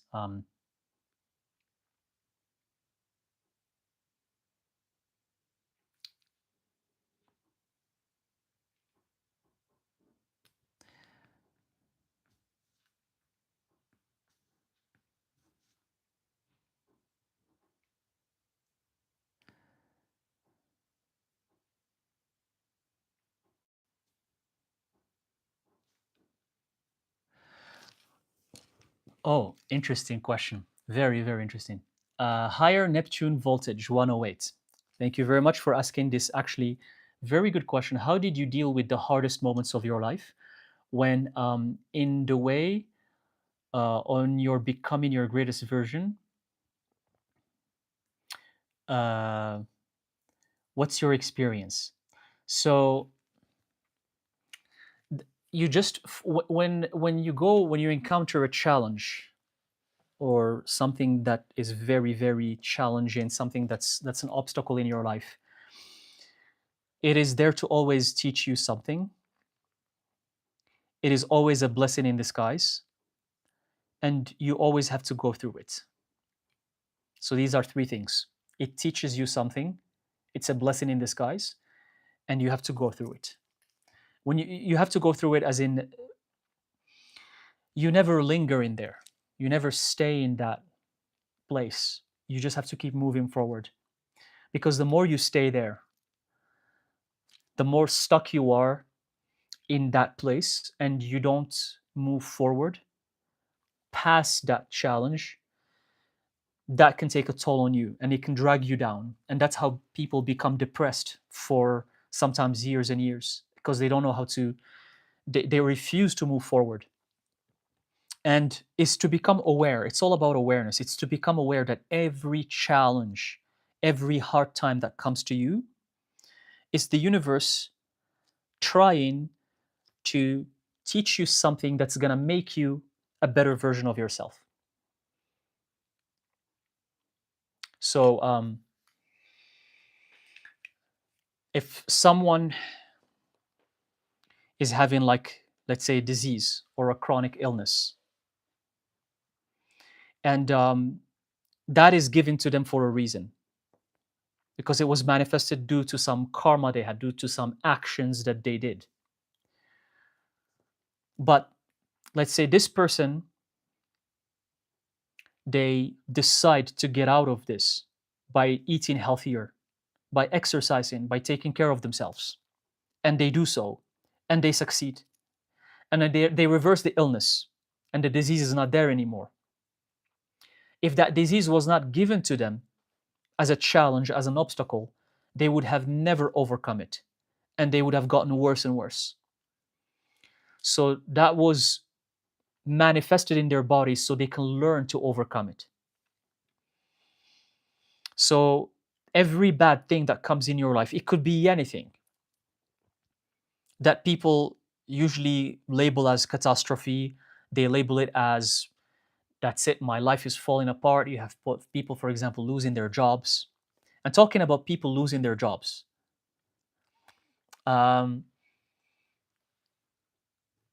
if you lose a job, even though you feel like you want to stay in that job, but you still lose it, something happens in your life, a circumstance comes and just makes it so that you lose that job. It forms like a tower moment in your life. If that happens, know 100%, if it's outside of your control, know 100% that that job was not good for you. Know that it was only giving you misery, depression, and killing your soul. So when something is removed from your life, it could be a relationship, it could be a job, it could be a place, it could be a car, it could be anything. Or if something bad is given to you, so it's either something is removed or something is given, but they're both negative, on the negative end. Know that there's something good on the other side. Always. And the thing that helped me the most, and is still helping me even now, every single day, is being aware of this. Because again, we have knowledge about something and we have wisdom. A lot of people know what I just talked about, they know it. But very few people become aware of it when that happens. When that happens, they lose it. They become angry, they become depressed, they lose control. They forget to be aware of what I just explained. Always be aware that there's something better on the other side. Always. And that helped me, it helps me overcome whatever difficulties I'm going through and keep moving forward without being stuck there. And a lot of people who get stuck there, they're the ones who end up giving up. And sometimes when you give up, that's when all of your energy and efforts go in vain. And some people don't even know how to stand up. When they fall, they don't know how to even stand up anymore.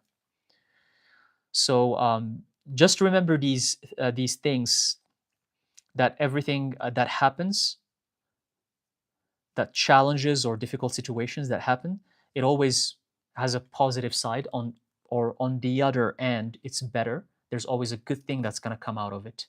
Always. And keep moving forward. Keep moving forward and be aware that you're supposed to learn a lesson from it. And once you learn that lesson from it, and it's not going to repeat anymore. But the universe is going to test you again. See, here's the thing with lessons. The universe will give you a challenge.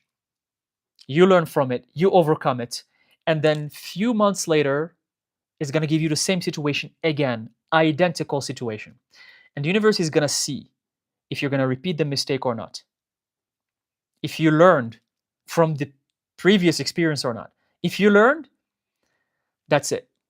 that challenge is not going to be there because you're not going to repeat the mistake. If you choose to repeat the mistake, the same thing is going to happen. And this happened, I'm speaking from personal experience. It happened personally to me. There are times where I had to repeat cycles many times before I learned the lesson. And once I learned the lesson, the cycle stopped and it didn't repeat anymore. It does work like magic. But it comes with experience. It comes with experience. Okay? So I think I'm gonna wrap up the live here. Thank you guys very much. Thank you for being present. Thank you for your comments and the good ones, the loving ones, and the hateful ones. Thank you for everyone for being here, for being present. And I'll see you in the next live session, which is probably gonna be a tarot live session. And I'll post in the community. I'll post in the community section about when the live is going to take place. Prepare your questions, and I'll answer them. I'll answer them using tarot, just like the previous live. Again, this video is going to be recorded and available to watch at your convenience. Thank you very much. Have a wonderful day, and I will see you in the next live. All right.